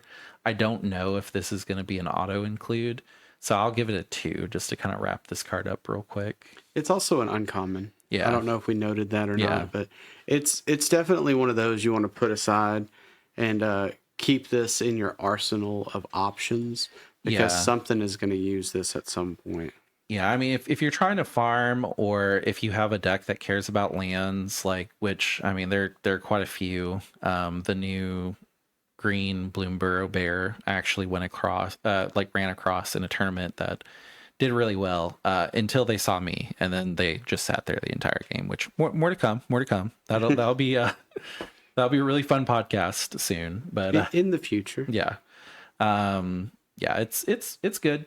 It cares about what CDH decks care about right now, so I'd set it aside. I think it's a good option. I just don't think it's an auto include. Warden of the Grove. 2 generic and green creature Hydra. At the beginning of your end step, put a 1/1 counter on this creature. Whenever another creature you control enters, endures X, where X is the number of counters on this creature. By default, it's a 2/2. I'll just say I put this in here, number one, because the art, it looks like it's wearing a whole bunch of cowboy hats. I was going to say that I cannot unsee it now. Yeah. It was one of those where I was just like, oh, great, this is a hat set. Tyam will probably really like this. I don't play Tyam, but I have played the colors and stacks in those colors. This seems really good for Tyam just because once you get this to 3 counters, every single time a creature comes in, it has 3 counters. So you're just like, oh, okay, great. Well, use my ability, do this, win. Yeah. That being said, because it's really good in Tyam, I would probably rate it a 4. I do think it's an auto include in Tyam. If you're a Tyam player and you're like, no, this is crap, please comment. Because of the cowboy hats, I'm also going to give it a 4. Yeah, I'm down with a 4. That sounds about right. Yeah. If I'm just judging it on CDH in general, it's a 1 or a 2, but I think Tyam will really care about this. All right, Warden of the Grove. That is a 4 for Tyam. And now we are in the dual colors, which there are a lot of because this is a 3-color set. So we're about halfway through, still running through. Auroral Procession. Green blue instant. Return target card from your graveyard to your hand. It is an uncommon. Any of those return card to hand are always pretty good. I think that the colors are a little bit weird to have this effect, which may be a plus. I mean, no black, and it interacts with graveyard. Yeah, I think that's might be the strength of it. It's also an uncommon, which is kind of strange. I think this is going to have huge ramifications in Modern and Legacy, just because it's return target card from your graveyard to your hand, instant speed for green blue. Like, it's everything you want in Commander, especially CDH. Unless you're playing a deck that specifically sends things to the graveyard, I don't think it will be an auto include. But I think like certain decks, like let's say you're a Sultai player and you just burn out Thassa combo as quick as possible, and now with Auroral Procession you're like, I can try again, like let's go. Yeah. Makes it a lot better. Like, maybe you're not saving your Thassa combo anymore and you're just like, I'll just push it out and I know I can get it back right away, pretty much. Like, I can try again next turn. Okay, they stopped me twice. Well, if I can force Thassa combo twice and still lose, like they had the hand they needed. Like, good. The fact that it's instant speed and it's extremely flexible makes it really good. The thing is, the game needs to go on long enough to where you have that many cards in your graveyard. So you're probably playing a deck that, wheels people's hands or, discards cards from your hand to get certain effects. I wish this was in Esper colors. It would be run in Hashton, but it's not. Yeah. I will personally give it a 3. I think it might see some play.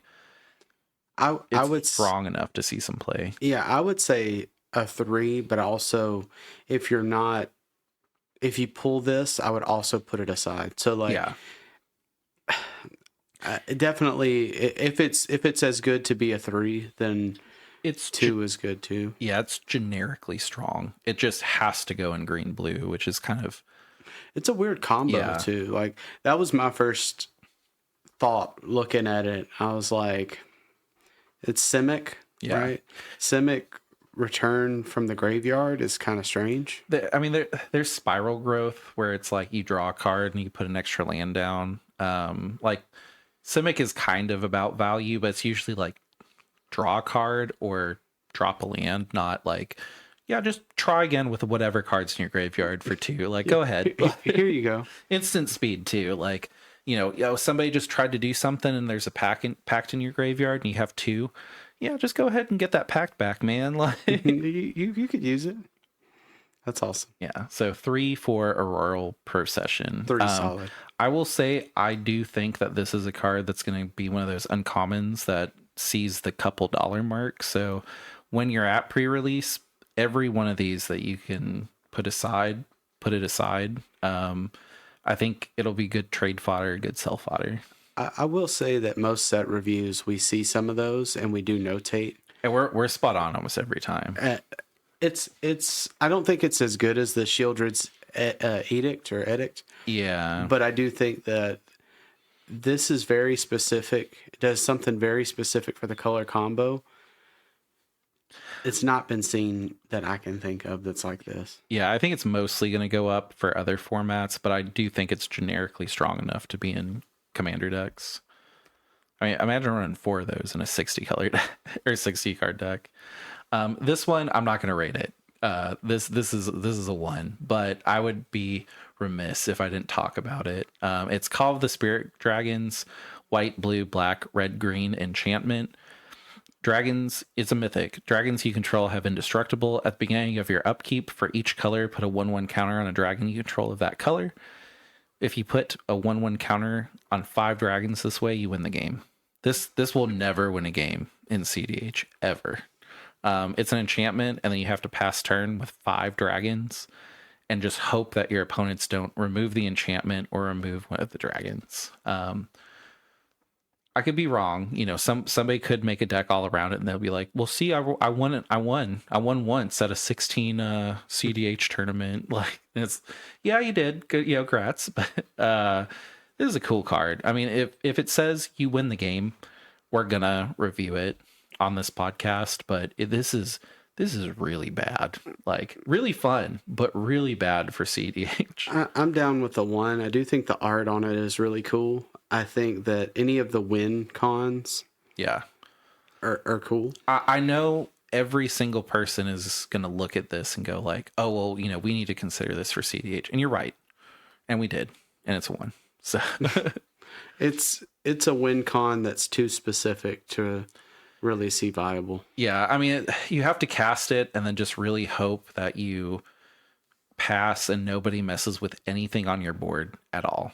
And it's like, yeah, dragons you control have indestructible, but like, I'll chain a vapor a dragon when you have 5, and you know, then you're like, oh, gee, you know, like, gee willikers, Batman. It's just way too hard to win this way. And I mean, if I'm wrong, I'd be very happy to be wrong. I would love to be wrong here, but I don't think I am.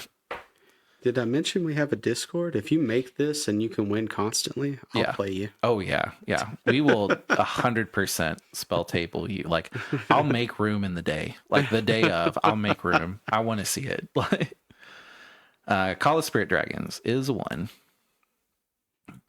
Eshkai Dragonclaw, 1 generic, green, blue, red, legendary creature, human warrior. Vigilance, Trample, Ward 1. At the beginning of combat on your turn, if you cast both a creature spell and a non-creature spell this turn, draw a card and put 2 1/1 counters on Eshkai Dragonclaw. 4/4. This is a legendary creature, so it can be your commander. It's pretty good. It's just generically good. It has Vigilance, Trample, Ward 1. And then if you cast a mana rock to get this out, and then you get it out and you move to combat, you still make it bigger and draw a card. My only feedback on this is, you know, Loot is a much better commander, a much cooler commander, and even Loot is just kind of meh right now. Yeah, like, he's kind of mid in the grand scheme of things. I've gone up against probably 5 to 6 Loot pilots, not even just like times, like pilots. People clearly like Loot, and I've never seen it do anything ever. So I think when it goes off, and it's really cool. But the question is, does it go off a third of the time? No, then it's not really gonna win. This is good value. I could see it going in Loot. I could see it going in a deck of these colors. I don't think it would be a commander by itself, though. It's a really good high power casual commander because it just gets big, and I mean it looks fun, but is it CDH? No. I don't think so. I would give it a 1. Yeah, it's just neat. If I give it 1.5, I would, but I think it's a 1. Frostcliff Siege, 1 generic, blue red enchantment. As this enchantment enters, choose Jeskai or Timir. Jeskai. When one or more creatures you control deal combat damage to a player, draw a card. Tamir, creatures you control get +1/+0 and have trample and haste. The reason I put this in here is it is a red-blue card that will give your creatures trample and haste. So that's kind of hard to get at a 3 cost in red. Usually things that give your creatures haste are outside of a couple things, pretty big, and you don't get trample off of them. And you definitely don't get creature buffs off of them as well. So for a 3 cost enchantment that gives you all of those things, I think that's generically good. Giving Manadork's haste is also really good. I don't think this goes into Sisay. Couldn't really tell you where it goes. I think it's just generically good, so I'll give it a 2. Yeah, I'll put it aside for later. This thing's good to know that you have somewhere. Yeah, it does give Sisay a +1 and trample and anything she brings out haste, but at 3, there's much better things that you can do with Sisay, like Tyvar. Tyvar is really good. Yeah, I don't think this doesn't take Tyvar's spot. Yeah, this I just like it. Even just high power casual, you could build you could build a red blue go wide deck where you just put out a bunch of like Locust God that puts out a whole bunch of locusts or whatever bugs, and they would all have trample haste and be 2/1s. So it's a cool option for decks that want to do this, and it usually poops out a bunch of creature tokens, and it's kind of hard to close. Well, now you have a close. Glacier Wood Siege. 1 generic, green, blue enchantment. As it enters, choose Tamir or Sultai. Tamir, whenever you cast an instant or sorcery card, target player mills 4 cards. Sultai, you may play lands from your graveyard. The flexibility here for 3, really good. It's Brain Freeze at home, clearly not as good. But the fact that it does both things flexibly seems really good. I don't really think it goes into any CDH deck right now, so I'd give it a 2. But the flexibility there and both effects are great. I'm with that too. I think a solid 2 is fine. The fact that you can cast Underworld Breach with this out, you kind of have your mill until you get what you need card. I feel like you're always going to run this in a Tamir deck because it's blue green to begin with, and then you probably went Underworld Breach and CDH with it. So at the very least, Tamir. I also like the flavor text. The Sultai approach was silent. The Tamir response was deafening. So it's you have assassins that are coming and just, stabbing people in the back, and then you just have the Tamir that's just let's go! Hardened Tactician. 1 generic, white-black, creature, human warrior, uncommon. Has the effect of pay 1 generic and sacrifice a token, draw a card, 2/4. 100% this is in here for Najeela. The fact that it's a warrior helps with Najeela. It's a 2/4, so you can pretty safely swing it for 3 cost. And then whenever someone's winning, if you have generic mana up, you can just be well, I really didn't want to do this, but I'd rather do this than lose. So I'll tap my Soul Ring for 2, sacrifice 2 warriors because I've got a lot of them, and draw 2, see what I can do. Yeah, hopefully get a free spell.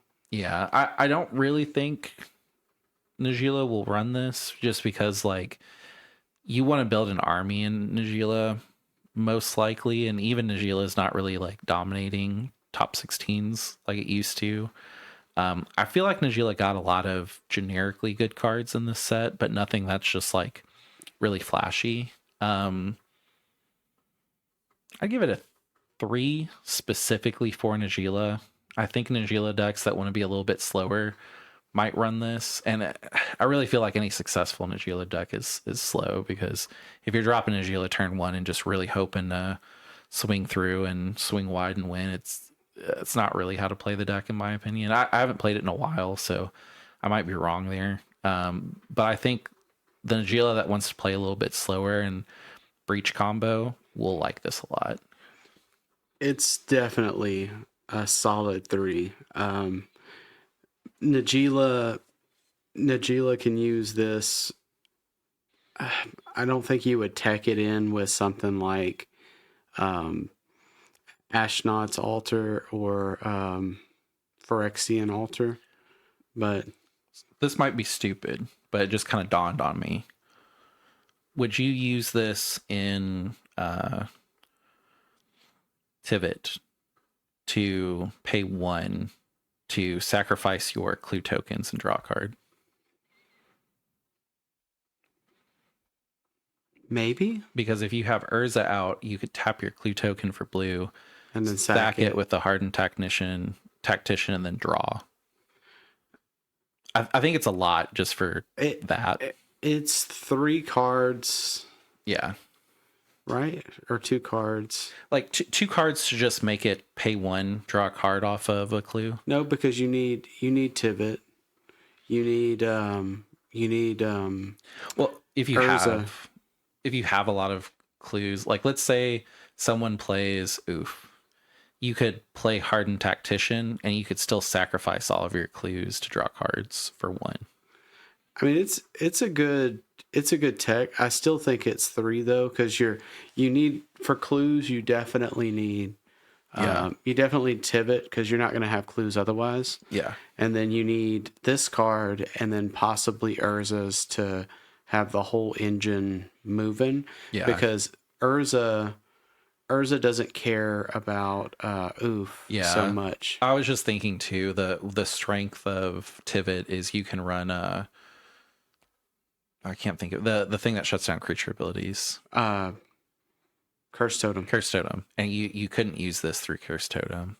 Yeah, no, I don't think I would use. I mean, it's a cool option, but I don't think I would run this. Yeah, I talked myself out of it. But I mean, that's kind of how you have to think about cards. Is like, oh wait, this can go in Tivit. Does this work? No, okay, never mind. But will this be cool to have a side somewhere and it's an uncommon? Yeah. Yeah. Do I think that this is going to be one of those uncommons that goes up to $2 to $3? No, probably not. Yeah. All right. But I would say a 2. Put it aside. 2.5. Yeah. For Hardened Tactician. You did a 3? Yeah, I did a 3 because of Najila. That's true. A 2. I'm cool with 2. All right, next card, Lotus Light Dancers. 2 generic black, green, blue creature, zombie bard. Lifelink, when this creature enters, search your library for a black card, a green card, and a blue card. Put those cards into your graveyard, then shuffle. It's a 3/6. I do want to point out it's cards, not creatures. For some reason, whenever I read this, I thought it was only creatures. That being said, this is a 5-cost Sultai creature. What I think is cool about it is there's a lot of combos you can do. You can do Dread Return to bring back, I always forget the name of this card. It is Palicron, I want to say. Yeah, Palinchron.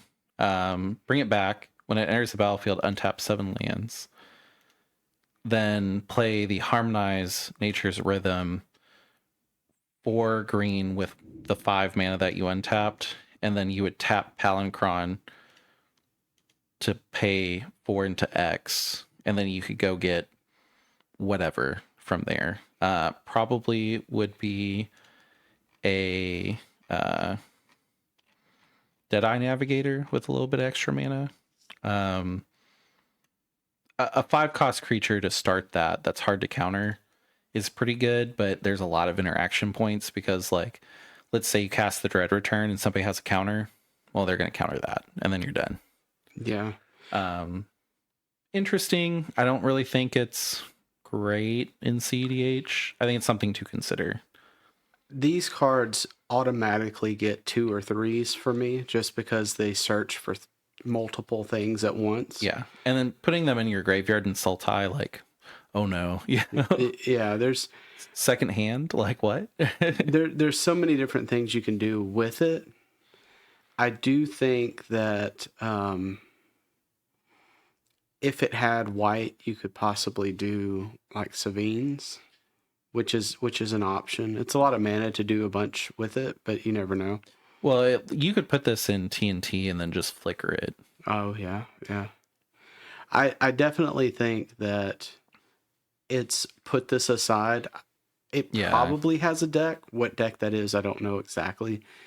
A lot of recursion probably is where you're looking like. Yeah, I'm going to give it a 2 just because like usually CDH matches will seal off the graveyard because there's so many graveyard shenanigans that you can do. It's in very specific colors. It has to be at least Sultai. That being said, like 5 to tutor up 3 cards on a creature that's probably not going to get countered, like worth considering. I'll give it a 2 for Lotus Light Dancers. Yep, 2. Cool. Mardu Siegebreaker. 1 generic, red, white, black. Creature, human warrior. I want to point out that on the art, giant chickens. Yeah, I was going to say... Chocobos. Mardu Siegebreaker, a.k.a. Chicken Riders. Yeah, siege chicken. I hope that we get a Chocobo reprint in the Final Fantasy. That'd be awesome. Death Touch Haste. When this creature enters, exile up to 1 other target creature you control until this creature leaves the battlefield. When this creature attacks, for each opponent, create a tapped token that's a copy of the exiled card attacking that opponent. At the beginning of your end step, sacrifice those tokens. So Human Warrior, Najila, clearly, I don't really know if Najila would want to run this. Like 3 Derevian taps is pretty cool. And then if you would still have to sacrifice Derevi like the other 2, and you get 1 untap if he hits something. It's cool because if you can cast a creature, then go to Mardu Siegebreaker, it'll give that creature haste, so it'd be able to swing if there's like attack triggers on it. It's really good with Master of Cruelties, where you just play Mardu Siegebreaker, send a Master of Cruelty at every one of your opponents because he's not legendary, and you're just like, if they hit, they hit. Yeah. The fact that they gave this Death Touch and Haste too is silly. Like it's a 4-cost 4/4, but I mean, silly. So, just a quick question because Derevi is kind of specific too. Mm-hmm. This says they're tapped and attacking. Would state-based actions destroy the Derevis before the attacks? Mm-hmm. Well, so they come in tapped and attacking, so there wouldn't, like when Noda is like whenever a creature attacks, they're not declaring it. Okay. Yeah, they're that is their state. But you would still get all the ETBs. The ETBs would go on the stack. Then you would have to resolve the state-based actions of Legendary. Okay, so Derevi would only be the ETB, it wouldn't be the attacking. You would get 3 ETBs, 1 of them would stay, and if they connected, you would get the combat damage. 4 total, just on copy and Derevi. Yeah, you wouldn't get you would get ETBs and combat damage. You would not get attacking triggers because they come in tapped and attacking. They don't declare the attacks. That's interesting. Yeah. And so they go to that opponent that they're attacking as well. Yeah. So they go to each opponent. Yeah. I mean, I don't think it's silly enough to be uber broken. I do think it's.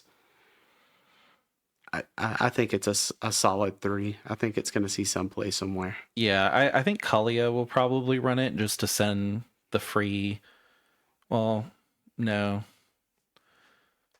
Because it can send a Master of Cruelties at everybody, but one would already come in tapped and attacking if you cheated out.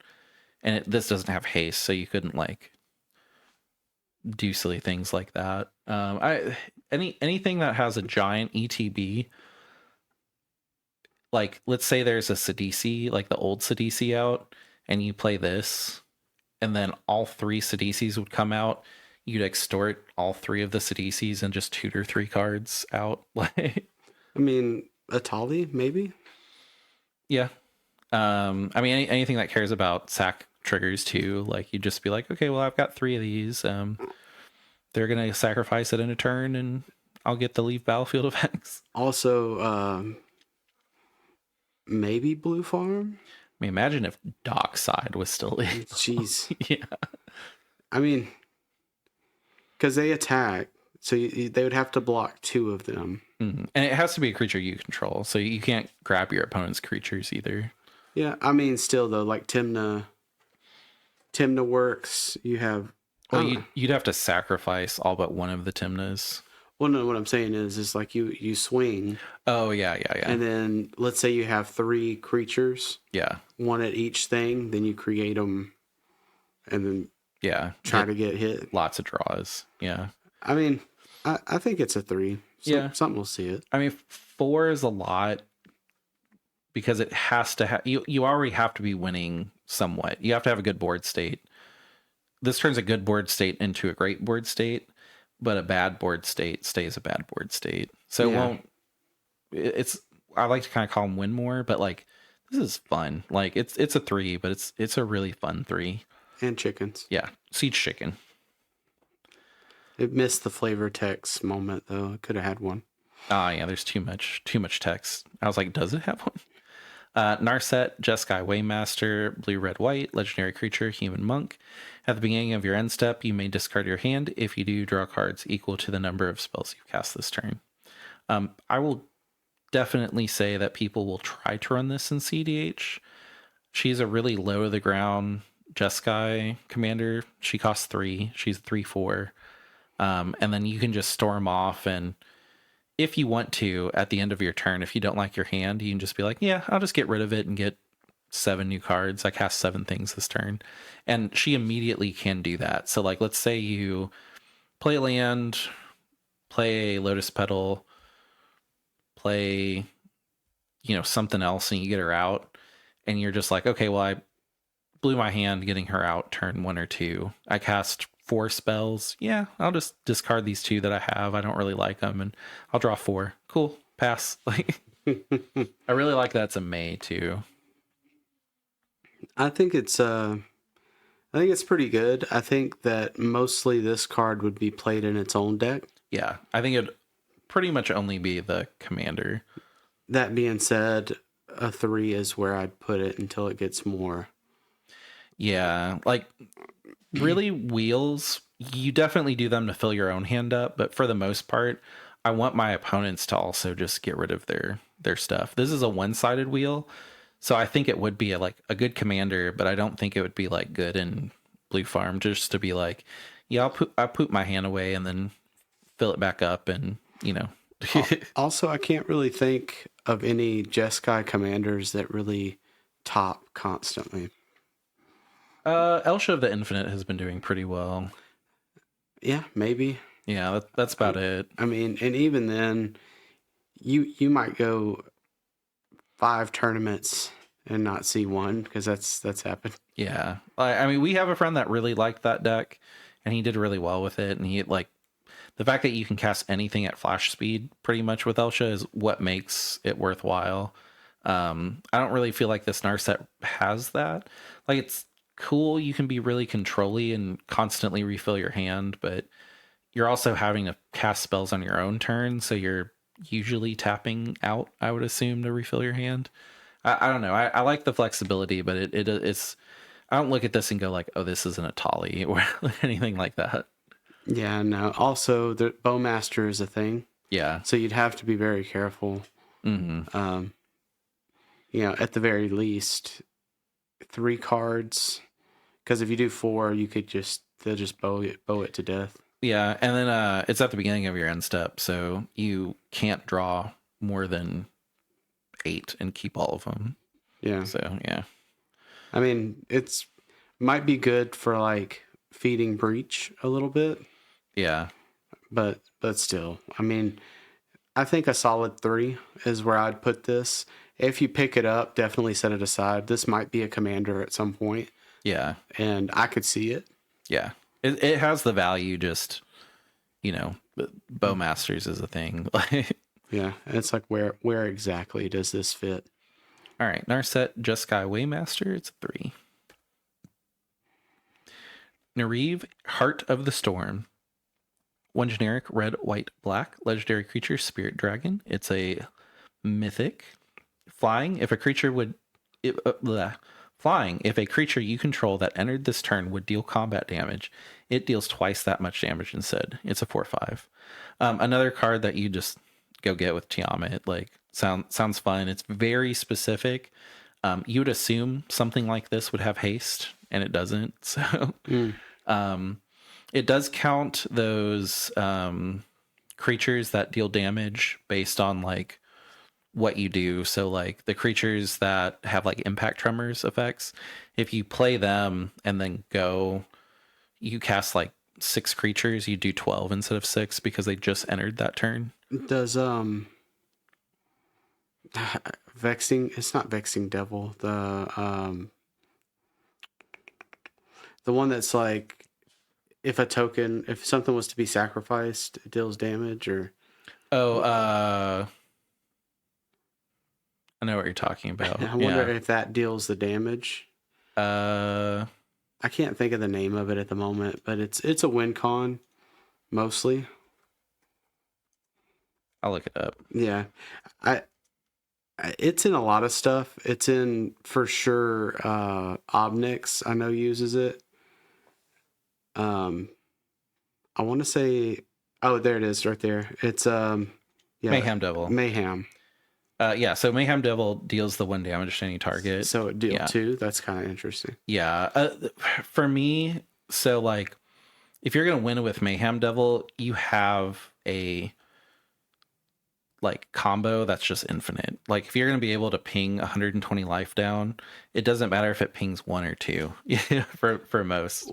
But like having this to just be like, I'm gonna have a good value turn. Like I can kill somebody. Like I can do 20 instances of this. Somebody's dead. Who is it? Like, yeah, who can offer me the best deal? Also, Bowmasters deals damage, right? So if somebody's gonna go draw in a bunch of cards, maybe you wheel, and flash out a bow with it, then you hit everybody for whatever. 2 instead of 1. Yeah, it can make a difference. Like.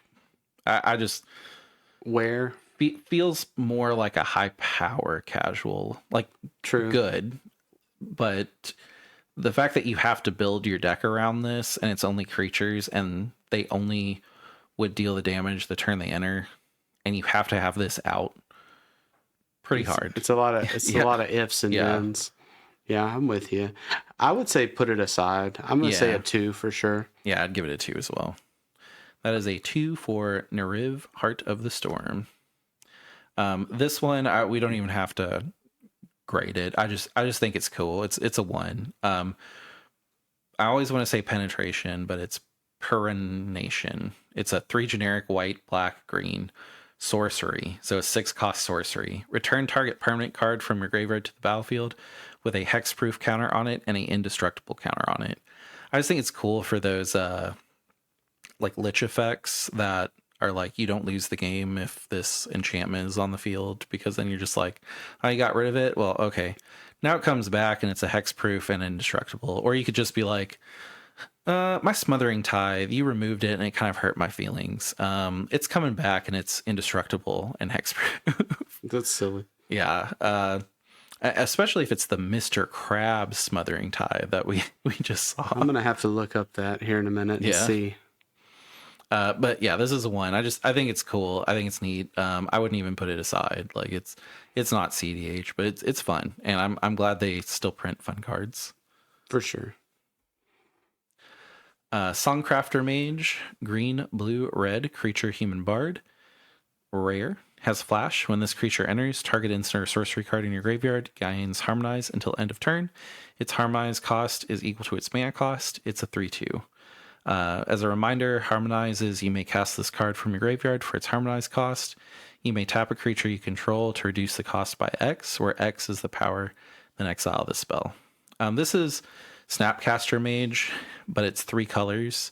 But it can make something 3 less generic mana on its own.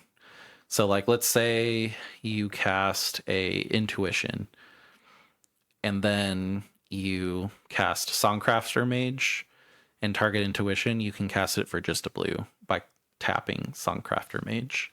Hmm. So like it goes in a much more specific deck. That deck has to be green, blue, red, or more. And it's all colored mana. So it's Snapcaster Mage 2.0. That being said, we don't really see Snapcaster Mage in CDH, but this has a huge upside where you basically just delete the generic mana for it with Harmonize. I'm going to say a 2. Yeah, I can't really think in those colors what deck would care about it. Like, really cool. I don't know where it's great, so I'll give it a 2. But if someone showed me a combo where they're like, "Oh, this is stupid. This is what it does," I'd be like, "Okay, this is great." Yeah. I mean, we see it just face value at the moment. You might have a colored deck with that in mind, and it just fits. I mean, also, like, the answer there is every time there's something where you can cast it from your graveyard and it's really good, it's like, oh, okay, well, there's a Grafdigger's Cage that goes in almost every deck, so it goes back in now. Yeah. Like, if it becomes a problem, there's an answer. Yeah, I'll give it a 2. 2 for sure. I really like this one. Teval, Arbiter of Virtue, 2 generic, black, green, blue. Legendary creature, Spirit Dragon. Flying lifelink. Spells you cast have delve. Each card you exile from your graveyard while casting those spells pays for 1. When you cast a spell, you lose life equal to its mana value. This is just a lot of really fun combos. Like, there's a lot of blue spells that have a lot of really high blue generic cost, like, the extra turn spells where you can just, instead of paying 6 in a blue or 3 and 2 blue, you can just delve your library away and be like, I'm gonna pay 2 blue and I'm gonna take another turn.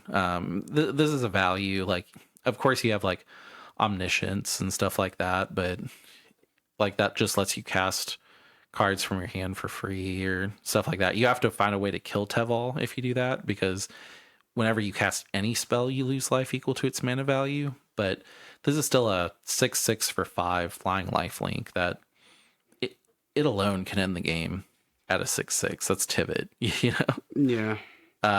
I think this will be cool. I do think that we will see people try to build this as a Sultai deck. I think it'll do things. I just don't think that it's Tivit material. I think Tivit's always going to be a better choice if you want to have a big flying creature. It's definitely different. It's in different colors. Swapping white out for green, I don't really know if that's better. I will give it a 3. I think it might see some play, but I think there's better options for the colors. The blue card that gives you extra turns, what's the max amount of turns it could give you? Do you know what I'm talking about?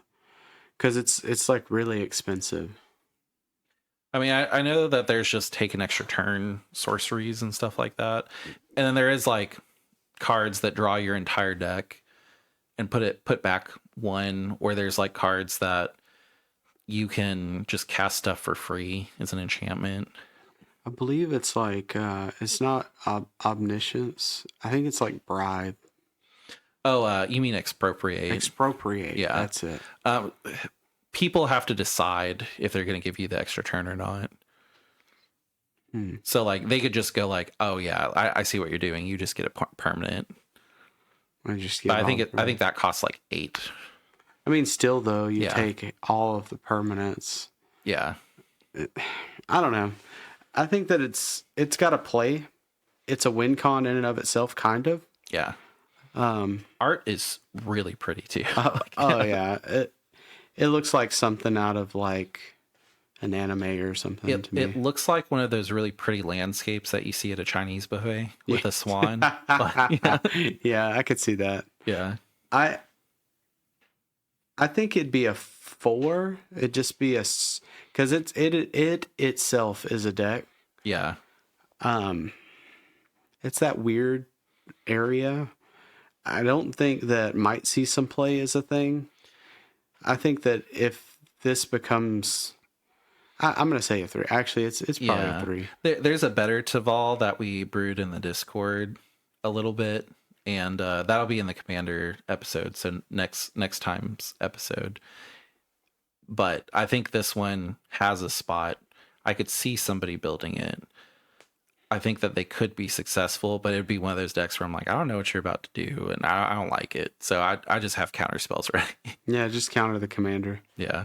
Yeah. Or definitely. Just, counter the stuff that they're trying to cast. Like, yeah, because they could kill themselves. Yeah. Because when you cast the spell, you lose the life. So it's like, you cast a extra turn spell for Delved, you take 8 damage, and then I could just be like, yeah, I'm just going to counter that. And they're like, well, I'm going to Force of Will that. It's like, you cast a Force of Will, take 5 more damage, my dude. That's awesome. Yeah. Yeah, I think that it's there. Where there is, I'm not real sure. So, yeah. A 3 is where I put it. The fact that they gave, I get that you have to give this a downside, but like, it didn't really need it. Like, I mean, it is lifelink. Yeah. So, maybe. Yeah. Next card. Oh wait, that was a 3 for Teval, Arbiter of Virtue. Next card, Yatharn, Roadwatcher. 1 generic, white, black, green. Creature, human scout. Rare, 3/3. When this creature enters, if you cast it, mill 4 cards. When you do, return target creature card with mana value 3 or less from your graveyard to the battlefield. Just generically good. Like, if we're talking about Siege Chicken, you Siege Chicken this thing and you get 3 triggers where you return a creature card, mana value 3 or less from your graveyard, and mill 12. Like, it's stupid. Like, Siege Chicken. So awesome. Well, there's Siege Rhino. Now there's Skirmish Rhino and Siege Chicken. I like Siege Chicken. Yeah. Like, this is just generically good. Like, cast for 4. You have a 3/3. Maybe you return a Grand Abolisher from your graveyard, and you're just like, okay, cool. Pass. Yeah. That's awesome. Like, I think this is also just a really good pre-release card too, like for draft or anything. The colors kind of, it's a lot of colors. There's a lot of requirement. I don't really think it'll see CDH play, but it's generically good enough too. So I'd give it a 2. Yeah, I was going to say, I think it's neat, but 2 makes more sense. Yeah. I mean, those effects of just return, because like return a creature card, mana value 3 or less from graveyard to the battlefield. You're not casting it. So like, yeah, whatever. Yeah. All right. 2 for Yatharn, Roadwatcher.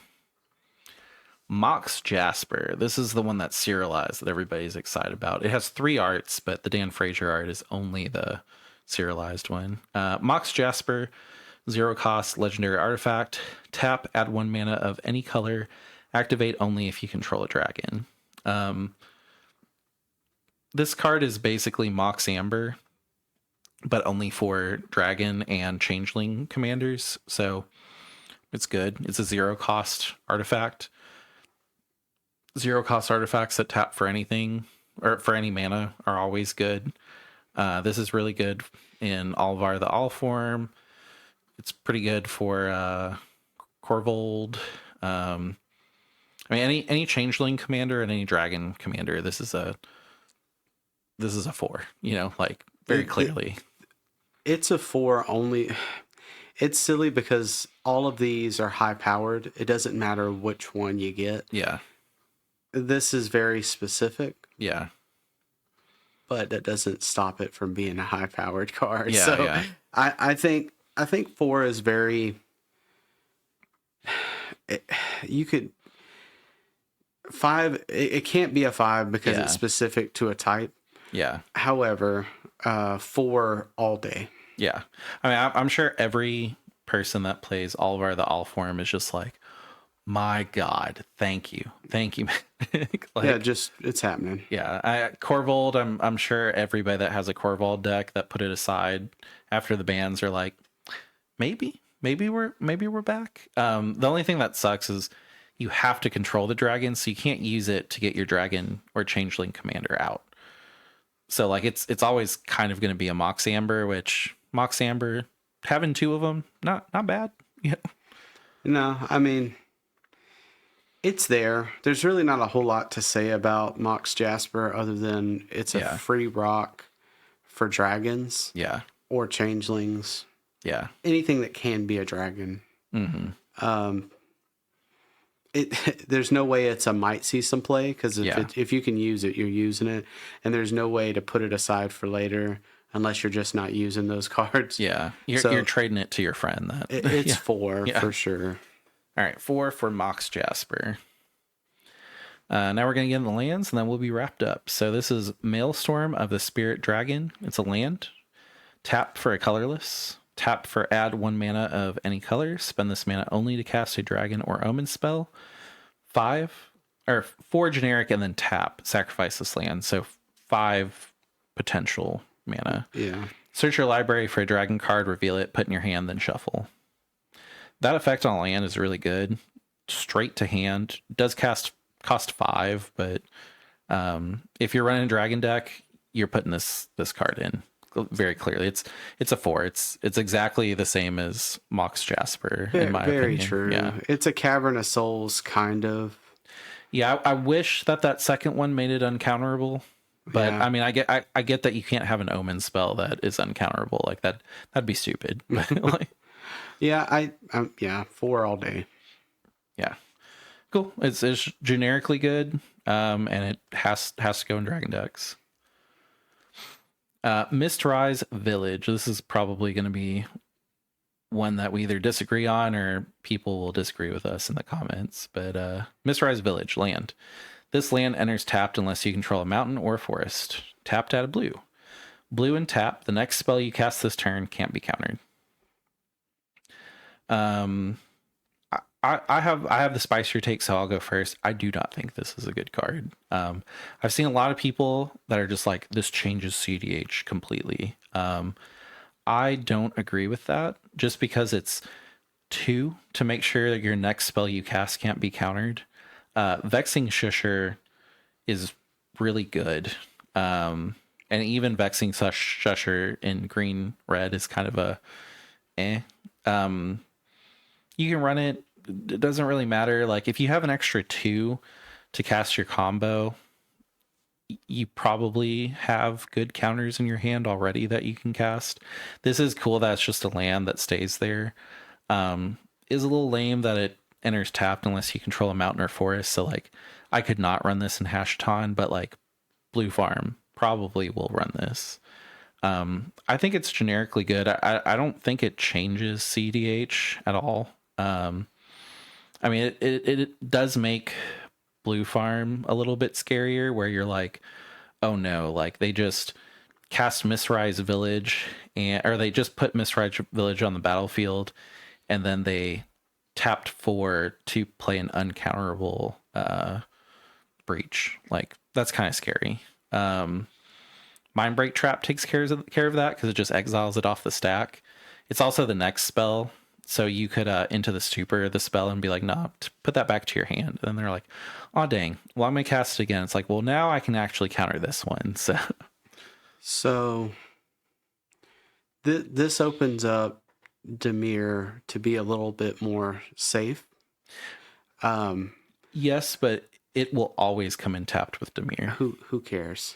Like, I do. I mean, so let's say you have the win in hand. You can Cavern of Souls for, say, Wizard. Yeah. And then cast Thassa. Tap this in between the ETB effect and cast Consultation on top of it. Or, after it resolves. So, but that's blue, blue, blue, blue, black. And like, I mean, you also had to drop a land that came in tapped the turn before. So like, for me, Mistrise Village is the difference between winning the turn before or winning the next turn when it's safe. And like, I feel like in CDH, like, you definitely don't want to push first. You want to be a little bit safer, but that next turn is also never guaranteed to. I mean, And I just said Dimir. Yeah. Like you said, Blue Farm works. Now, I think this is great in Blue Farm. Like, if I played Blue Farm, I'd be really excited about this. It works, right? Yeah. Like, you need the blue mana to tap it to make it uncounterable. Mm-hmm. But I feel like this is where you use, like you said, either Breach or you do Thassa combo. Like that's where this is going to shine the most, in my opinion. And the mountain or forest is a little funky, but even with it being tapped, like, are you going to run this in Tibet? I don't need to because I have silences. Yeah. So the issue with it is, though, if it's a color combo that doesn't use silence, this is an option. Yeah. Right. And if you're one that runs wizards for whatever reason, then you get into that gray area where wizards already helps Thassa combo, being uncounterable. I mean, would you run this in Rogsai? Because Rogsai just needs all of their mana all the time. I haven't really played a lot of Rogsai. Yeah. I mean, I did a little bit, but I think it was pre-ban. Yeah. So when we proxied it just to try to understand it better. Yeah. At that point, it just goes. Yeah. Rogsai is one of those that it's goblin deck no matter what. Like, it's going to go for win. I don't care if you have a counter. I'm going to still push the line. Yeah. That to me, the decks that would want this are the decks that push like that. And those decks are just like, I'm just going to sack Rogsai and try to copy your counter. Or, yeah, you countered it, but I copied it and it's back on the stack. So, like, let's go. And those decks need their mana. And then, like you said with Tivit, you probably wouldn't run this because you have silences, and so does Blue Farm. So, like, I feel like this is a deck, like, this is a card that people are going to be excited about. And when it comes out, people are going to test it and be like, oh man, this came in tapped on a turn that I really need the blue, and it lost me the game. Like, I feel like it has potential, but I don't think the potential pays off the fact that it comes in tapped. Now, if you're running like Animar, where you're running blue, red, green, and the next spell that you cast can't be countered is like really good, I think that this has a spot, but I think it's so specific that I would probably even say like it's not an auto include in Tamir. So like I would give this a 3 personally. I get the hype. Yeah. I get the hype. I really do. All of you guys and just all of y'all that care about this, I get it.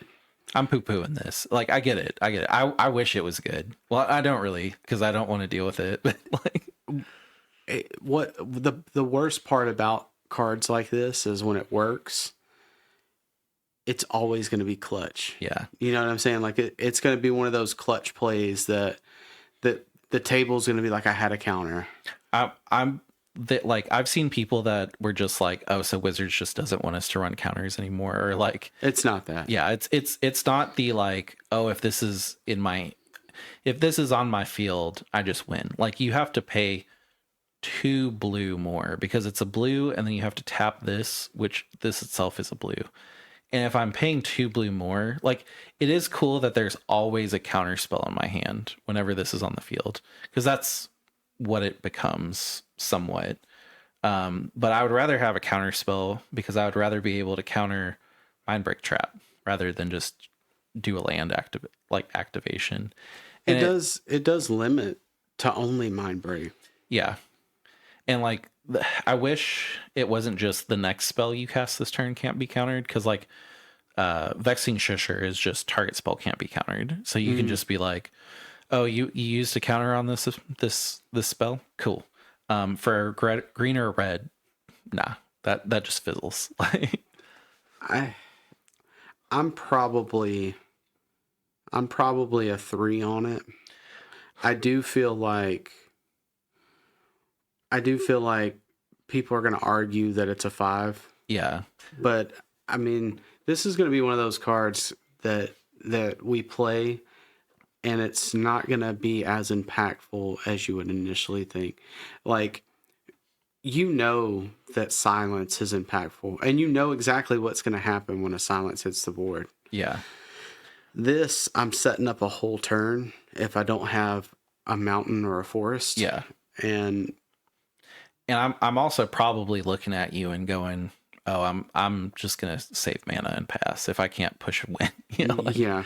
Like, I would say if you're already running Vexing Shusher, this is a great card for your deck. But if you're not running Vexing Shusher and you think you're just going to put this into a deck that has blue and that doesn't run green or red, test it, but it probably will not hold up in a tournament. Now, if you have green or red in your deck and you don't have white, so like if you're running Sultai, maybe this is good. If you're running like blue, red, black, and you're not running Rogsai for some reason, probably good. But it's so specific to me that I would have to give it a 3. Yeah. Yeah. Because there's no way you can say in a certain deck that it's going to be good. Yeah. Because it's very specific colors. Because if you're able to use a silence, you're already spending 1 mana. Yeah. That 1 mana should just be a white and you silence. Yeah. I mean, you're not spending blue, blue, white on a silence and then just being like, eh? Hey. Because at that point, you're probably just wanting to drop a Grand Abolisher. And like, the argument for that is, well, Mistrise Village can always be on the field. It's like, well, yes, but also it's a turn. Everyone knows it's always on the field. And like, it's a single blue like land that enters tapped unless you have a mountain or a forest. Like if this card just said this land enters tapped, tap add blue tap, and the next spell you cast this turn can't be countered, it would be bad. You know, and in most decks, that's what it's going to be. Yeah. Yeah. I agree with you. You're saying a 3 as well? Yeah, I'm not really like poo-pooing the card. Like, I think the card is good, but I've seen so many people say like this changes CDH, like this is going to change the game, and I don't agree with it because like interaction will always be important. I mean, maybe in a world where you're using crop rotation. Yeah.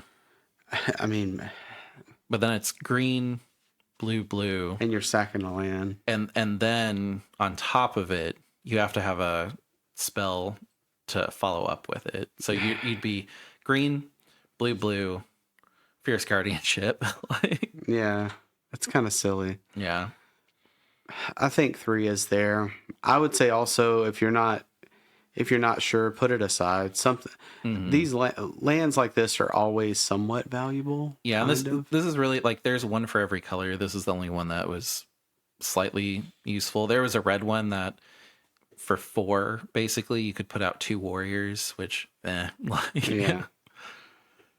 Cool. No, I'm down. 3 is where it's at. That is our last card in the review. If you guys made it this far, please like, comment, subscribe. If you've gotten this far and you're just like, I am hyped, I'm going to buy some cards, I'm going to buy some singles, I'm just going to pick up a collector's booster, please remember our link tree and use our TCG player affiliate link. No cost to you. Helps us out a lot. And if you made it all the way through and you're on YouTube and you haven't subscribed, please double check, make sure you're subscribed, like the video, and we'd love to hear from you, either on our YouTube comments, Spotify comments, anywhere you can leave a comment, or in our Discord. And if you haven't reviewed the podcast yet on your podcast platform of choice, please review us 5 stars. It helps push the podcast out to a lot of other people and helps our channel grow. So thank you so much. Thanks, guys. Appreciate it. All right, and we will see you guys next time for the Commander set review. There are 5 decks coming out with that, so there's going to be a lot of cards to review, so it'll be another jam-packed episode. Awesome. All right, see you guys. See you. Bye.